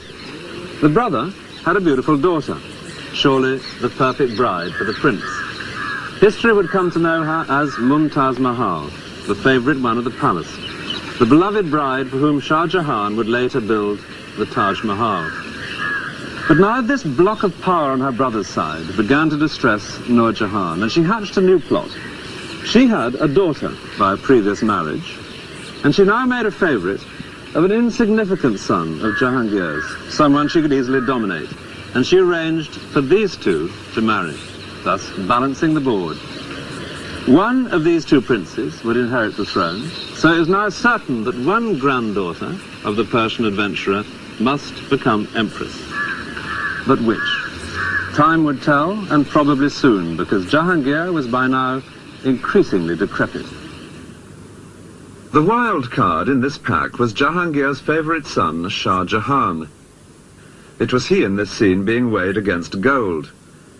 But the favours suddenly ceased when Nur Jahan turned against him, and he in retaliation was soon in open rebellion against his father and his stepmother, keeping always on the move to avoid the armies which Nur Jahan now sent out against him.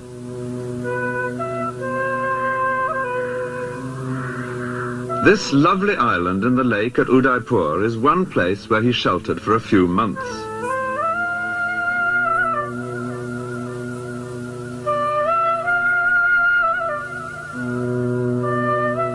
Here, to the south of the empire, he was far enough away to be safe.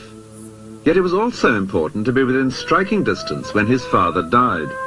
And to add to Shah Jahan's difficulties, Jahangir was now spending more and more of his time in the extreme north. Kashmir, he had discovered, was good for his asthma, with its lakes and its cool mountain air. In the last years of his life, Jahangir came here every summer.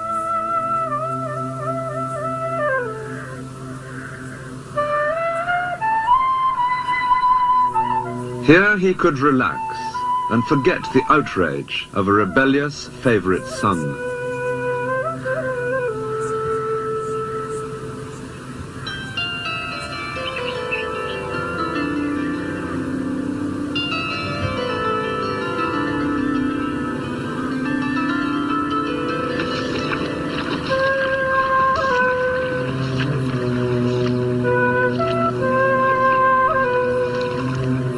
And in Kashmir, in 1627, he died. His life, devoted largely to his own pleasure, had strangely brought his empire peace and prosperity. His death would unleash the violence beneath the surface. Lahore was where they took Jahangir's body for burial. A few miles to the north of the great mosque, there now stand his tomb and those of the brother and sister who had opposing ideas as to who should succeed him. The tomb of Nur Jahan lies today right up beside a railway line.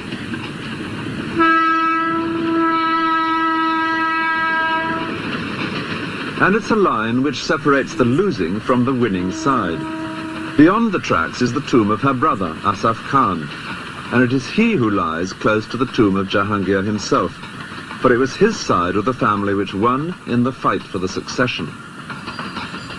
In this final struggle, Nur Jahan's position as a woman, ruling from inside the harem, did at last prove a crippling disadvantage. Her brother was able to rally the other noblemen at court, all of them soldiers like himself, to support his son-in-law, Shah Jahan. And he could seal his sister off in the harem, blocking her chain of command to the outside world. Shah Jahan himself was miles away, far to the south of Agra. But here in Lahore, Asaf Khan now declared him emperor. Eventually, a message of warm approval was received from Shah Jahan, and in it he said that it might be a wise precaution if his male relations were to be, in his delicate phrase, sent out of this world. Asaf Khan took the hint and killed not only the rival prince, Nur Jahan's son-in-law, but 2 nephews and 2 cousins of the new emperor. It was the first time there'd been murders within the imperial family. But Shah Jahan's cruel example was to be often quoted and ruthlessly imitated by his descendants. Meanwhile, Nur Jahan herself was left unmolested, no doubt because everyone knew she was at last powerless and harmless. Shah Jahan gave her a handsome pension, and she busied herself with the second great tomb she had created. It's less delicate than the jewel of a tomb she built for her father in Agra, except where it really matters, inside. In the marble coffin chamber at the heart of the tomb, Nur Jahan provided the most exquisite of monuments to her husband, the indulgent emperor who had made possible her extraordinary career. The inlay of semi-precious stones in marble was a style introduced in Jahangir's reign. On his tomb, it achieves perfection. White marble, supremely worked, was to be the hallmark of the reign of his son, Shah Jahan. But while the surface of Mughal court life was approaching its most brilliant era, so were the internal cracks appearing which would bring the edifice tumbling down.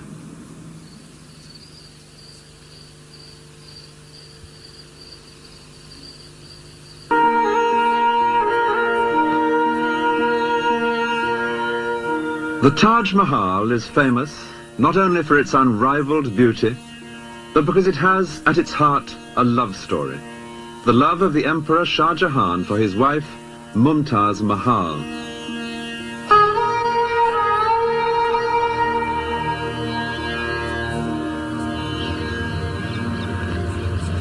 Just 3 years before the tragedy which caused the Taj Mahal to be built, there had been a joyful family reunion here in the Red Fort at Agra between Shah Jahan, Mumtaz Mahal and 2 of their children. The family was exceptionally close.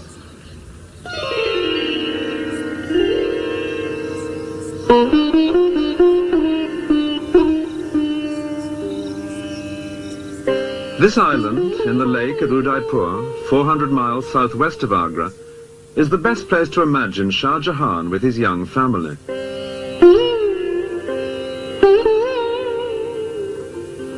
And from their life together here, one can understand something of why he was so attached to his wife that nothing less than the Taj Mahal would do as her monument.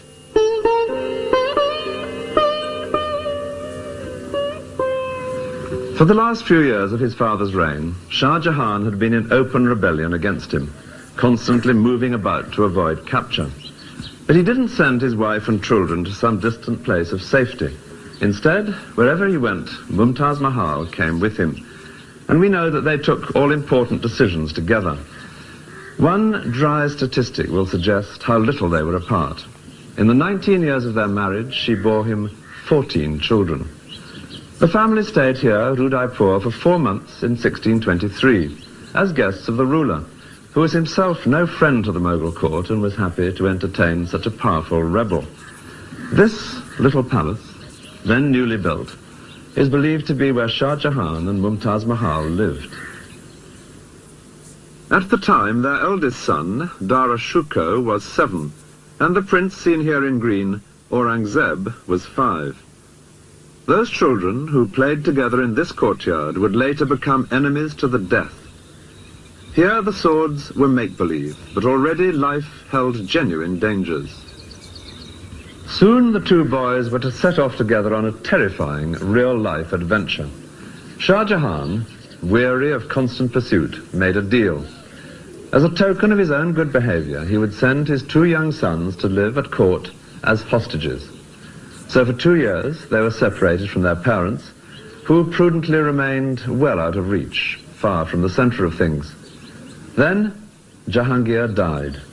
Shah Jahan moved swiftly north to seize the throne, and he and Mumtaz Mahal were securely established in the Red Fort at Agra when the two boys arrived for that family reunion. All seemed to have come out perfectly after their times together of hardship and danger. But the new emperor had only 3 years in which to enjoy his good fortune. His wife died, giving birth to their 14th child. Shah Jahan was desolate. He gave up his gorgeous clothes and jewels and consoled himself only in the great task of keeping at least her name alive for countless generations to come.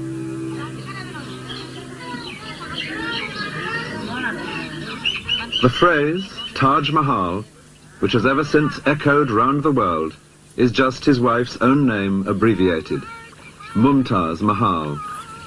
It means the favorite of the palace.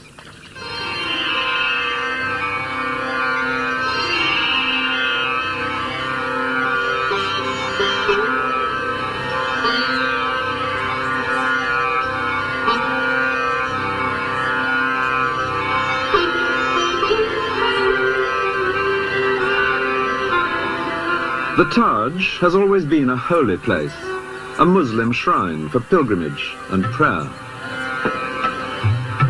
But it is also a place of pride and affection for all the people of India, the best possible choice for an outing with all its attendant pleasures.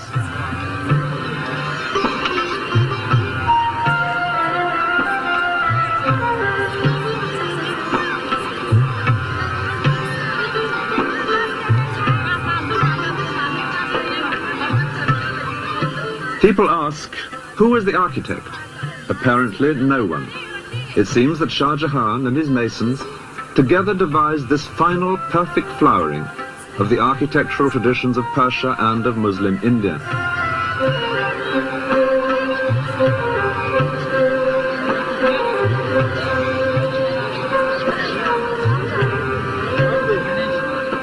Shah Jahan now increasingly devoted himself to architecture, not only in the Taj itself, but in many other projects. He began entrusting affairs of state more and more to his sons, but he made clear distinctions between them. His favorite was the eldest, Dara Shuko, whom he now kept always by his side, leading a civilized but relatively pampered life at court. By contrast, the younger son, Aurangzeb, was constantly sent out on military campaigns, learning the tough trade of a soldier on the distant frontiers of the empire, just as his father had before him. The Mughal Empire had by now long been secure throughout the great plain of North India, within its natural boundaries of mountains and sea. A grand trunk road through this fertile plain was the backbone of the empire, and it was on the great cities along this route, Lahore, Delhi, Agra, that Shah Jahan now concentrated his energies. The famous painted lorries of Pakistan reveal that this is the northwest end of the Grand Trunk Road, and it was here in Lahore that Shah Jahan now built one of the greatest of Mughal gardens.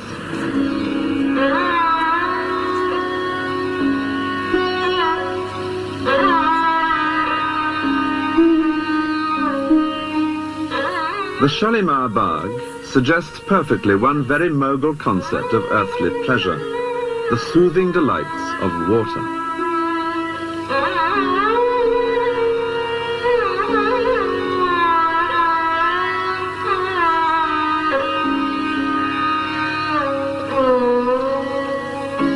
Like Delhi and Agra, Lahore has its Mughal fort.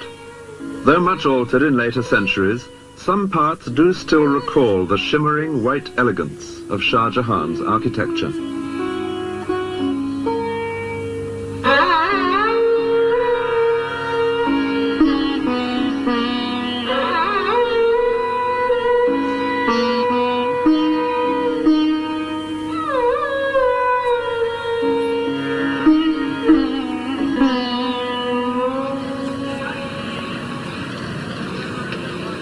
In Delhi, the next important place moving southwest along the Grand Trunk Road, Shah Jahan created from scratch a bustling city as well as a fort. He had decided to move his capital here from Agra. What is now known as Old Delhi was in his time a completely new town. The main street, Chandni Chowk, leads straight towards the Lahore gate of the fort, known like its older counterpart in Agra as the Red Fort. Shah Jahan's own apartments, all built at the same time, perch on the walls on the other, quieter side. And naturally, there had to be a mosque. 3.5 centuries ago, the muezzin first called the faithful to prayer in Shah Jahan's new Jama Masjid, or Friday Mosque. Just as today, except that loudspeakers now give his chant an eerily electronic quality.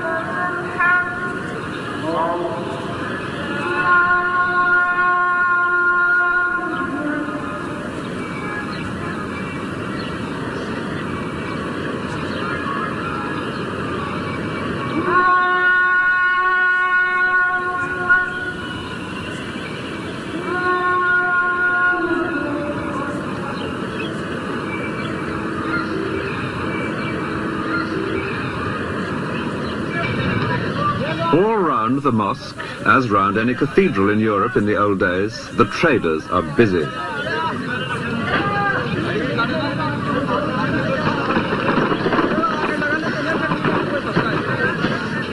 This is the market for cereals and spices. There's no space here for four-legged beasts of burden.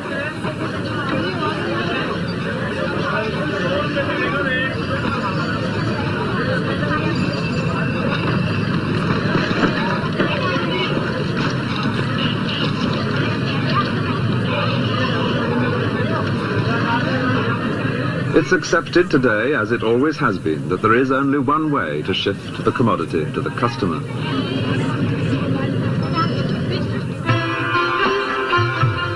At Agra, too, the Red Fort had much benefited from Shah Jahan's passion for architecture. Within the red sandstone walls built by his grandfather, he had added his own characteristic white marble mosque and pavilions. And because the fort here has been less altered than in Delhi, this is the best place to imagine the emperor's daily life. From his private quarters here, looking east, the sun rises behind the Taj Mahal.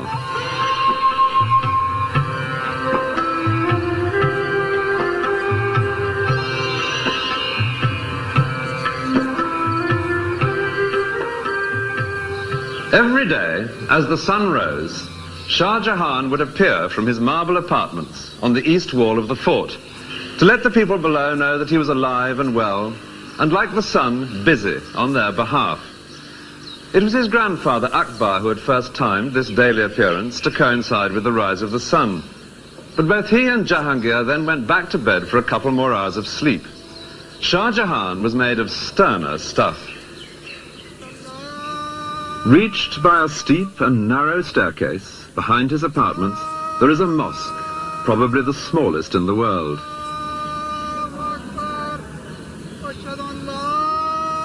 Here, answering the muezzin's call an hour before dawn, Shah Jahan had begun his day with a session of private prayer in this very private mosque.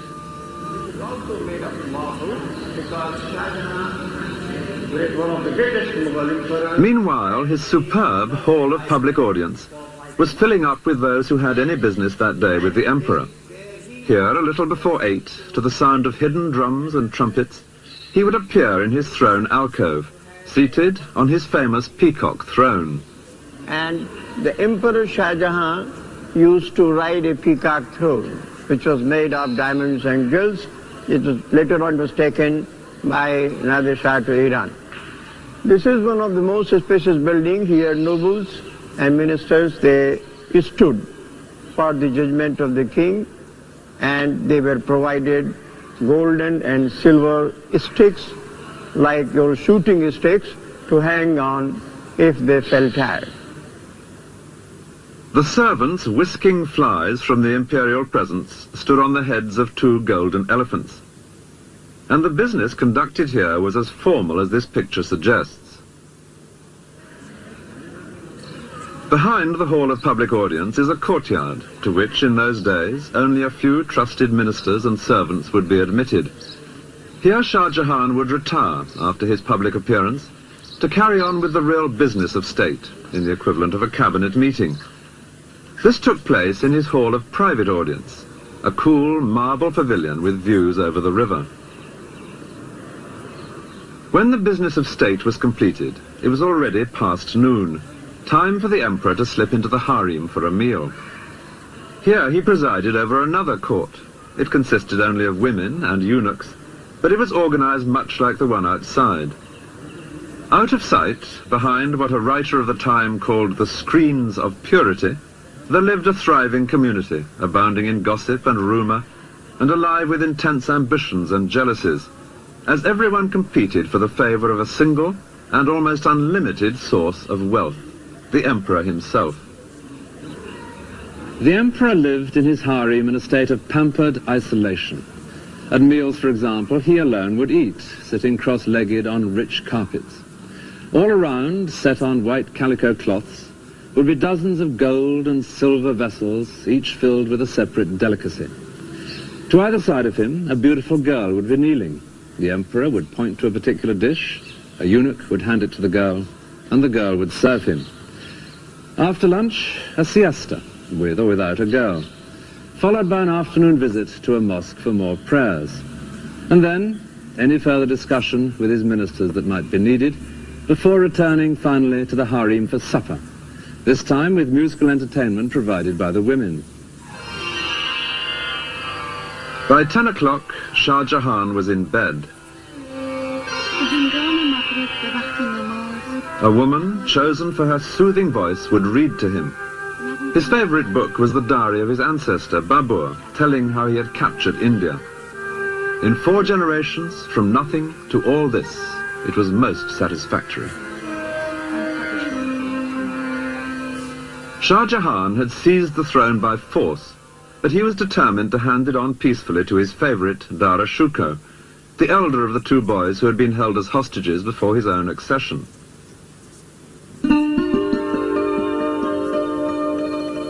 These beautiful paintings are from an album which Dara Shikoh gave to his bride when he was 25, and they are typical of the man. He loved the arts and literature.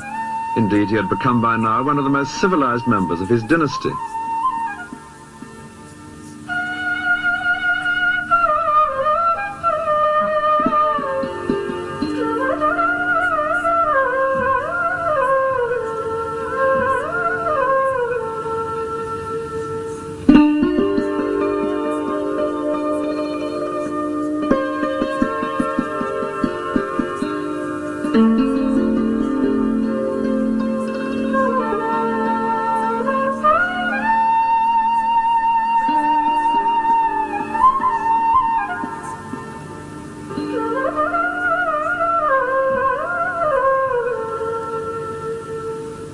By contrast, Dara Shikoh's brother, and most likely rival for the throne, Aurangzeb, was being toughened rather than civilized by the passing years, being almost permanently away at war. Orcha was where Aurangzeb's military skills were first revealed. The Raja here was unruly, so Shah Jahan sent Aurangzeb, still only 16, to reassert imperial authority. He did so, and entertained his father in the Raja's own palace. Father and son now perpetrated an outrage which was a major change of policy. They demolished the local Hindu temples. The young Aurangzeb was beginning in the way he meant to continue. Soon he was adding spectacular further conquests. even the great southern city of Hyderabad would eventually fall to him. It was famous then, as it is now, for its jewels.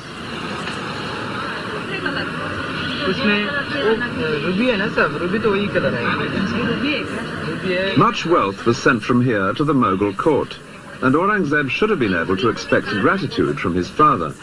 Instead, his capture of this city only revealed the obstacles that were now being put in his way. Garnet is darker than this.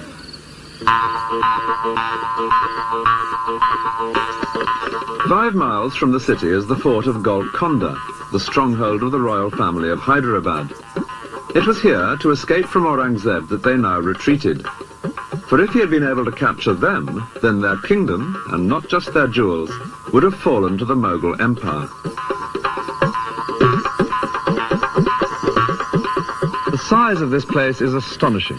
This courtyard is already halfway up inside the fort, but there's still all that rocky way to go before you reach the small palace at the top, where the royal family had taken refuge. Even from here it looks almost impossible to winkle them out. And yet it seems that Aurangzeb had a good chance of doing so.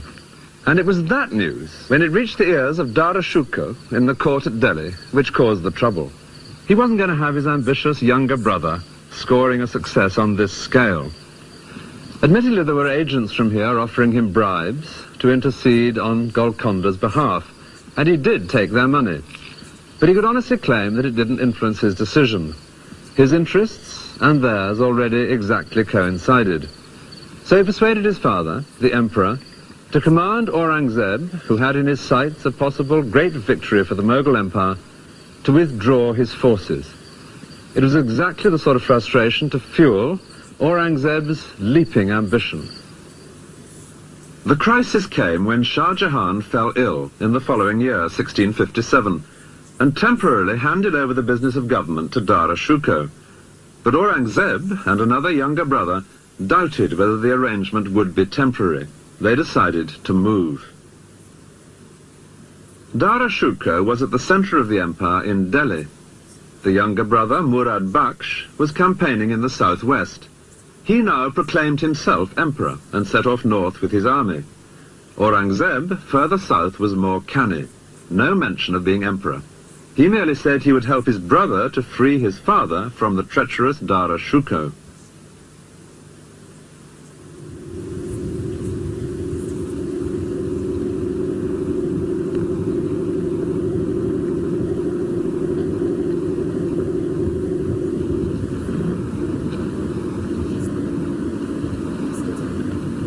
It was on a hot summer's day under a blazing sun that the two armies met on an open, dusty plain south of Agra. On one side, the somewhat scruffy joint forces of the two younger brothers, unglamorous to look at, but their men hardened in distant campaigns. On the other, the imperial army, headed by Dara Shikoh. An eyewitness has left an account of his magnificent force as it moved out from Agra. Ranks of elephants in immaculate shining armor, squadrons of cavalry with gleaming lances. But the same account goes on to say that most of those soldiers were not very fierce, being barbers, blacksmiths, butchers, carpenters, tailors and such like. A peacetime army under a peacetime general. The midday sun was so hot that men's skin was blistered by their armor.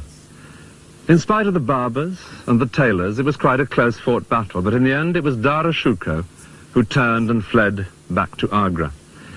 He stopped just long enough to collect his family and a few favorite slave girls and set off with them on fresh elephants to Delhi. And with that ignominious flight by the intended heir to the throne, the tide turned towards his younger brother, Aurangzeb. It was 2 days later that Aurangzeb and his victorious army arrived outside the Red Fort in Agra, where his father, Shah Jahan, waited, his plans for the inheritance in ruins. Any negotiations here in the fort would be without Prince Murad, who had been badly wounded in the battle. Shah Jahan opened the matter by sending a sword of honor to Aurangzeb with an invitation to visit him. Aurangzeb replied that he would only do so if his father handed over the fort to Aurangzeb's men. Shah Jahan declined, whereupon Aurangzeb laid siege to his father. Cannon fire didn't achieve much against these great walls. Sealing off the water supply proved more effective. After 3 days, Shah Jahan surrendered. Aurangzeb never came in to see his father, and Shah Jahan would never again leave this fort. This beautiful tower became his prison, and his life here was made steadily more bleak. Even his jewels were removed by the servants of his grasping son. All that he managed to keep with considerable difficulty was his pearl praying beads. There was plenty of time now for prayer, and he became, in the way perhaps of old men in adversity, increasingly devout. For the fifth of the great Mughals, the imperial days were over. There were some consolations. He did have a devoted daughter to look after him. There was comfort in the Quran. And he was allowed to stay here in his private apartments, with their beautiful view made infinitely more so by the great monument which he himself had created to his wife, and to happier days, when she was alive and their sons were busy only with nursery battles, instead of the fight to the death on which they would now embark.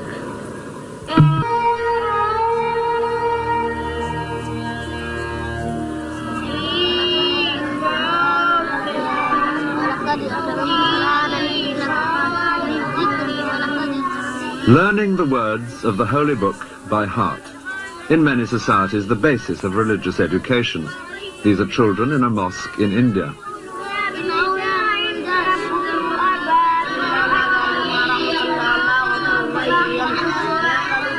This kind of learning is seen as instilling two virtues, knowledge of the Quran and a sense of discipline.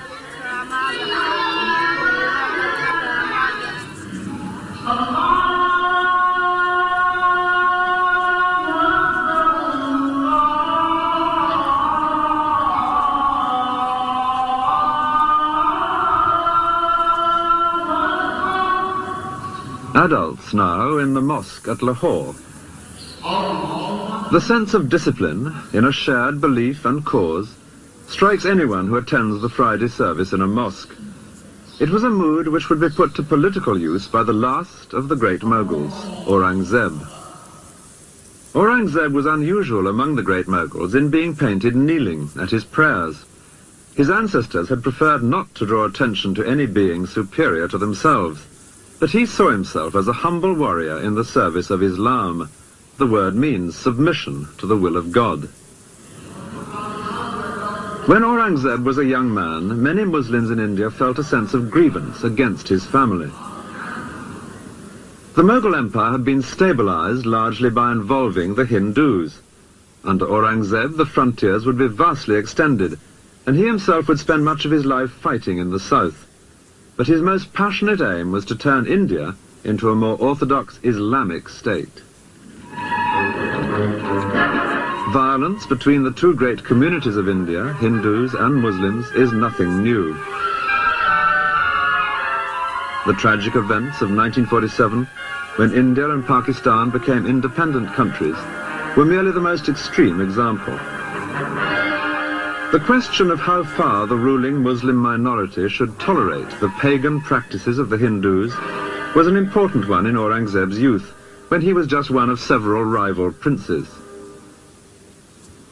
The natural heir to the throne, Dara Shikoh, profoundly disagreed with his younger brother Aurangzeb.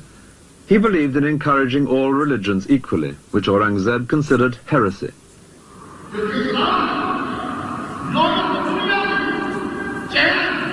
The Quran gives clear guidance. Muslims must allow Jews and Christians to worship freely, but should place restrictions on other religions. It had been Mughal policy to lift these restrictions from the Hindus, but this offended the more orthodox in the Muslim community.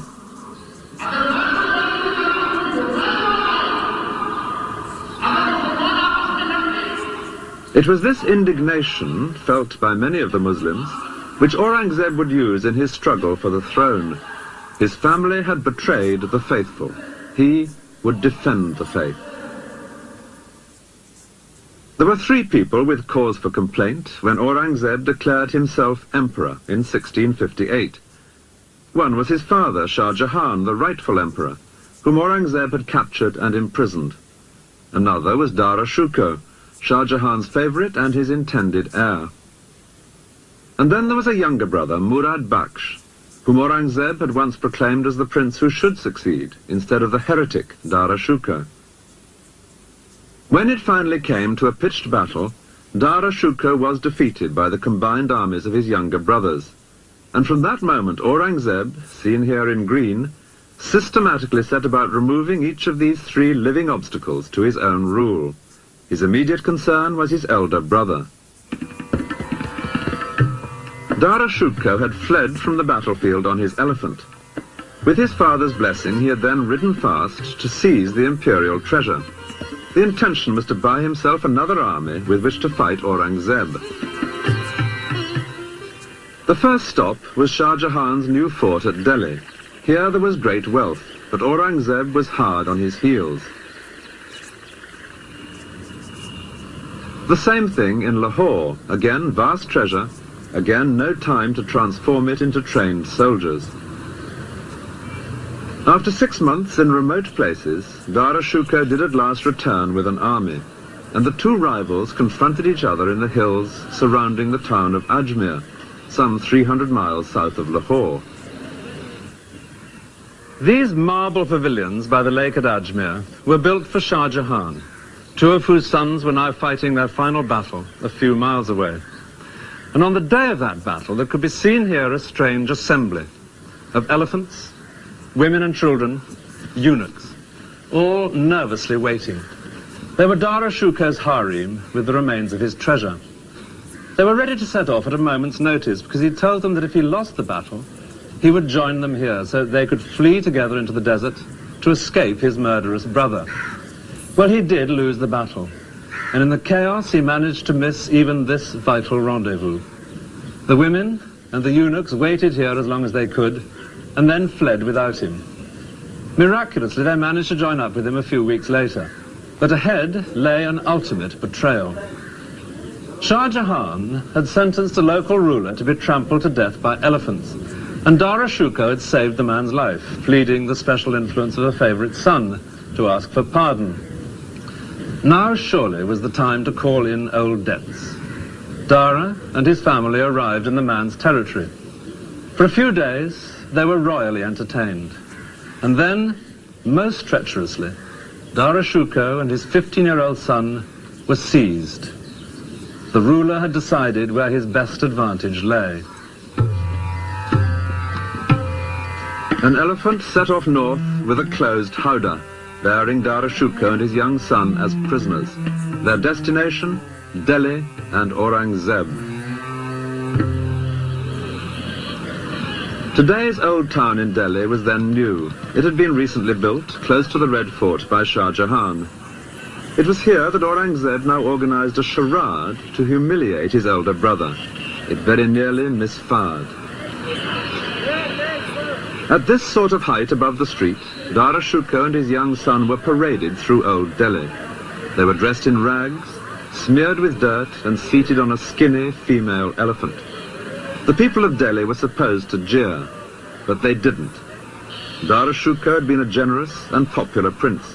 There was resentment at his humiliation, and that gave added urgency to the next stage of Aurangzeb's plan.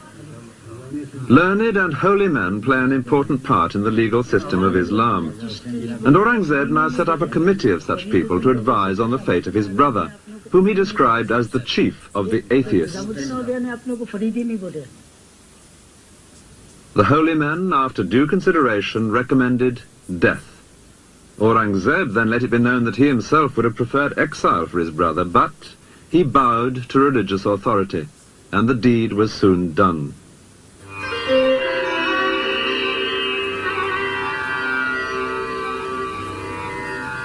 Next in line was the younger brother, Murad Bakhsh, who had once been Aurangzeb's ally, but now found himself his prisoner.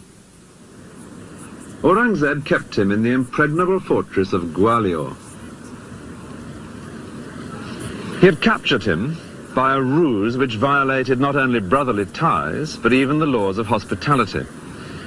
Aurangzeb had invited Murad to dine in his tent at a time when they were still allies. Aurangzeb himself was much too pious a Muslim to touch alcohol, but there was plenty of wine for Murad. And afterwards, Aurangzeb suggested a soothing massage from a beautiful slave girl. Murad fell asleep, knowing that his own guard was standing watch over him to warn of any danger. But the guard was cleverly distracted for a moment and was silently strangled. Murad awoke to find himself a prisoner. That same night, 4 elephants set off from Aurangzeb's camp in 4 different directions.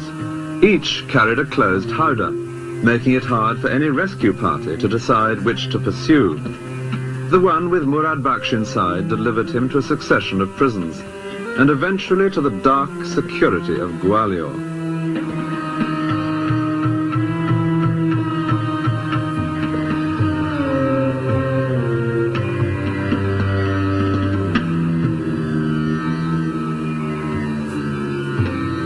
It was not enough for Aurangzeb to keep Murad prisoner, however secure he might be deep in the dungeons at Gwalior. He wanted him dead.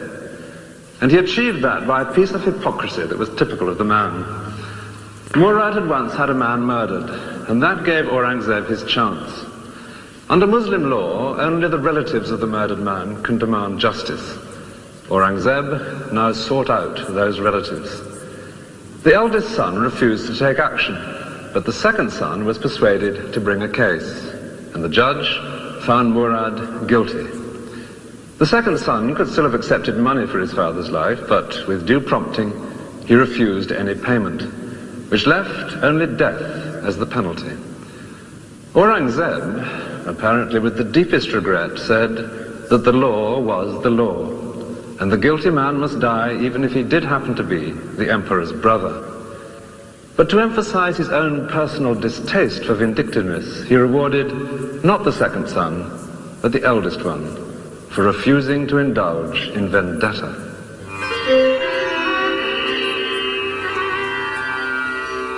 Only one man living could now deny Aurangzeb's claim to the throne, the prisoner in the Red Fort at Agra, Shah Jahan.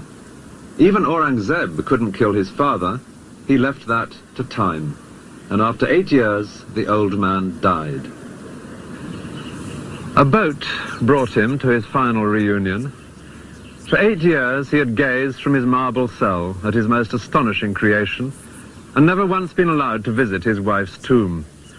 Now his body was brought the mile or so down the river from the fort to the Taj, to lie once again beside Mumtaz Mahal, beneath the very center of that superb dome.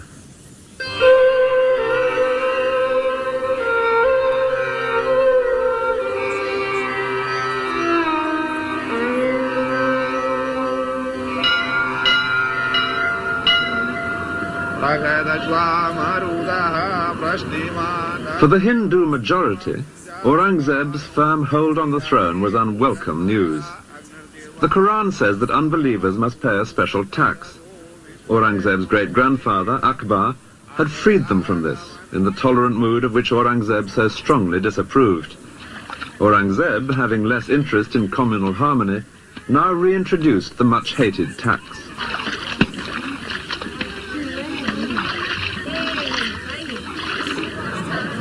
It was in the ancient and powerful Hindu city of Jodhpur that opposition to Aurangzeb first came to a head.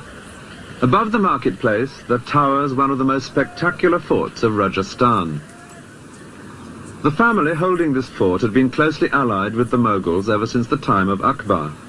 Now they became restless, and Aurangzeb sent his favorite son, also called Akbar, with a large army to bring this place under control. But the Jodhpur royal family made most tempting proposals to the young prince. His bigoted father, they said, was tearing the empire apart.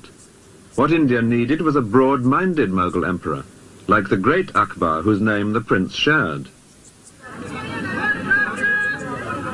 If their Rajput army, they suggested, were combined with his Mughal army, they could together overthrow his father and place a new Akbar on the throne. The Rajputs were famous fighters. The plot seemed a good one. The prince agreed to join them. For Aurangzeb, it was a most dangerous moment. He happened to be not far away, but he was directing a much smaller force from his red imperial tent. Only the emperor used a red tent, and in effect it's a version in canvas and embroidery of the white marble columns and arches among which he would hold private audience when at home in a palace. This is in the museum in Jodhpur Fort, and is the only one of its kind to have survived. But as Aurangzeb sat in his tent, he was aware that this time he would only be saved by his own genius for deception. He set to work. He knew that his son would not march into battle except on a day approved by his astrologers. Well, naturally, Aurangzeb had spies in his son's camp, and they now bribed the astrologers to look into their charts and to find there that, to be absolutely certain of good luck, a little delay was advisable. That delay gave Aurangzeb time to bring up more troops. Even so, he couldn't match the combined force of his son's army and the Rajputs, but he had another age-old trick up his sleeve. As the opposing armies moved closer, with battle almost certain on the next day, Aurangzeb wrote a letter to his son, congratulating him on the brilliant way in which he had brought such a large Rajput army into the trap which they had together prepared for them. The letter was smuggled into his son's camp, and it was arranged for it to fall into Rajput hands. Overnight, the Rajput army vanished, and when that was discovered, young Akbar fled as well. His father was not the man to be so easily toppled. The area into which Akbar headed was the wild mountainous region south of the Mughal Empire, known as the Deccan. This was the part of India which successive Mughal emperors had found most difficult to subdue. The reason was simple, but not simple enough to deter Aurangzeb. This was perfect terrain for any guerrilla force, striking unexpectedly at a conventional army and then vanishing. And during Aurangzeb's reign, a ruler had emerged here who was a classic leader of guerrillas. His statue can be found today in many Indian towns, because he became, in our own century, a symbol of how Hindus could drive out oppressors, by implication the British. His name was Shivaji, and his successes, according to one Indian historian, proved that the Hindu race can build a nation. The countryside inland from Bombay is dotted with forts, which Shivaji captured and held, such as this one at Panhala. This dramatic figure in Panhala suggests very well what Shivaji came to stand for. It's a modern statue of one of the generals who fought with him against Aurangzeb, but its spirit of bravado, like something from a child's book of legends, is exactly in keeping with Shivaji's own image. He came to seem almost like Robin Hood, mercilessly teasing and baiting the much more powerful Mughals in exploits which were often positively cheeky. Once he and his men cut a hole in the outer fence of a Mughal camp and made their way right to its center, in among the general's harem, killing many of his attendants before slipping away again. On another occasion, he himself escaped from Mughal captivity by being carried out hidden in a large basket of cakes and sweets. This romantic character had died the year before Aurangzeb's son rebelled, and the young prince came down to these regions to join forces with Shivaji's son. Aurangzeb decided to pursue him south, to punish this impertinent alliance. It was to be a turning point, not only in the reign, but even in the history of the entire Mughal Empire itself. Aurangzeb was already 62. He would grow old campaigning in the south, trying to subdue this turbulent region long after his son Akbar had thought better of it and slipped away to Persia. The heartland of the Mughal Empire had long been this area. Aurangzeb would add vast territories to the south, and in the last 27 years of his life he never once set foot outside this area, representing a drastic change of policy. With this move south, the center of gravity of the Mughal Empire shifted. The places connected with Aurangzeb are all down here. Aurangabad, the city named after himself, which he virtually made his capital. The numerous Hindu forts which he constantly tried to wrest from the followers of Shivaji, such as Panhala, and the capital cities of the two great southern Muslim kingdoms which he was determined to conquer, Hyderabad and Bijapur. Both had held out against his ancestors. Both, to his great pride, would fall to him. Bijapur after a long siege in 1686. And at Hyderabad, the next year, he captured the greatest fort of all. But his men finally got inside these defences not by force of arms, but by bribery. Money would increasingly become the only way his sieges were brought to a successful end. Through this countryside, Aurangzeb would move back and forth with 500,000 people, his army and camp followers. But however far they marched, and however many forts they took possession of, the situation somehow never seemed to get any better. This hilltop fort of Panhala is typical of the frustrations of Aurangzeb's last years. Soldiering on well into his 80s, he was like an old bear plagued by bees. He would take a fort and fill it with his soldiers, and then as soon as he'd moved on, the enemy would take it back again. He'd first captured this one in 1691, and now, 10 years later, here he was, back again trying to capture it once more. And it's at that moment that we have an unexpectedly vivid picture of the stubborn old man. Most improbably, at this place, miles from anywhere, a British ambassador arrived from the court of William III, hoping to open up trade. He found chaos, a vast, insanitary camp, deep in mud, with despair and corruption and drunkenness among the troops. The shining exception was Aurangzeb himself, now aged 82. The ambassador describes him passing through the camp to visit the siege works. He was all white, robe, turban, beard. He was carried through the crowd on an open litter, but he never once looked up from the book he was reading, undoubtedly the Quran. As another European visitor wrote, he had by now a craze for being held a saint. He was 89 when he finally died, and he died as he had hoped, on a Friday, the Muslim holy day, just after saying his prayers. This building, a few miles from Agra, is an example of how affairs at the centre of empire had gone from bad to worse during Aurangzeb's long absence. It is the tomb of his great-grandfather Akbar, a holy place indeed for the family. Yet this tomb was now pillaged by the local population. Its gold and silver plate was removed, and its rich carpets. It was just one example of the anarchy which would destroy the empire towards the end of Aurangzeb's reign and after his death.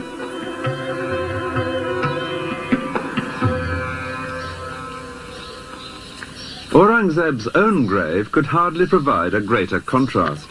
It's in the south, 15 miles from Aurangabad at Kuldabad. No great gateways and gardens and terraces here, just small whitewashed courtyards leading to a flight of 3 steps.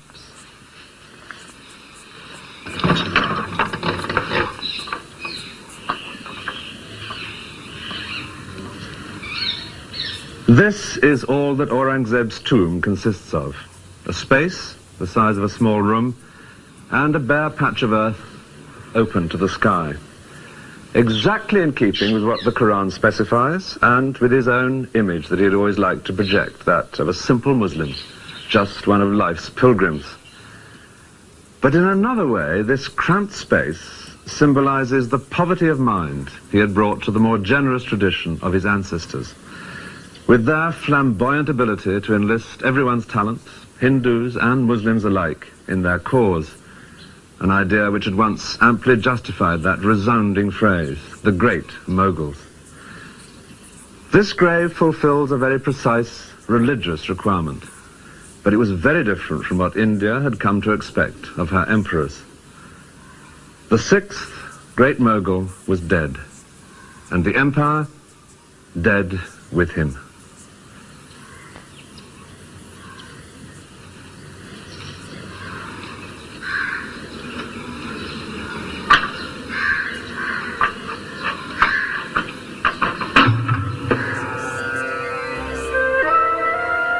Many of the later Indian princes were descended from men who grabbed parts of the Mughal Empire after Aurangzeb's death.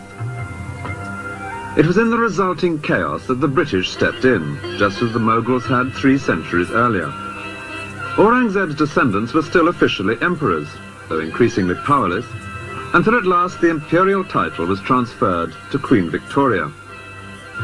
The British Raj certainly had its own moments of splendour, in a tradition of pomp and ceremony which continued right up to the end of empire in 1947.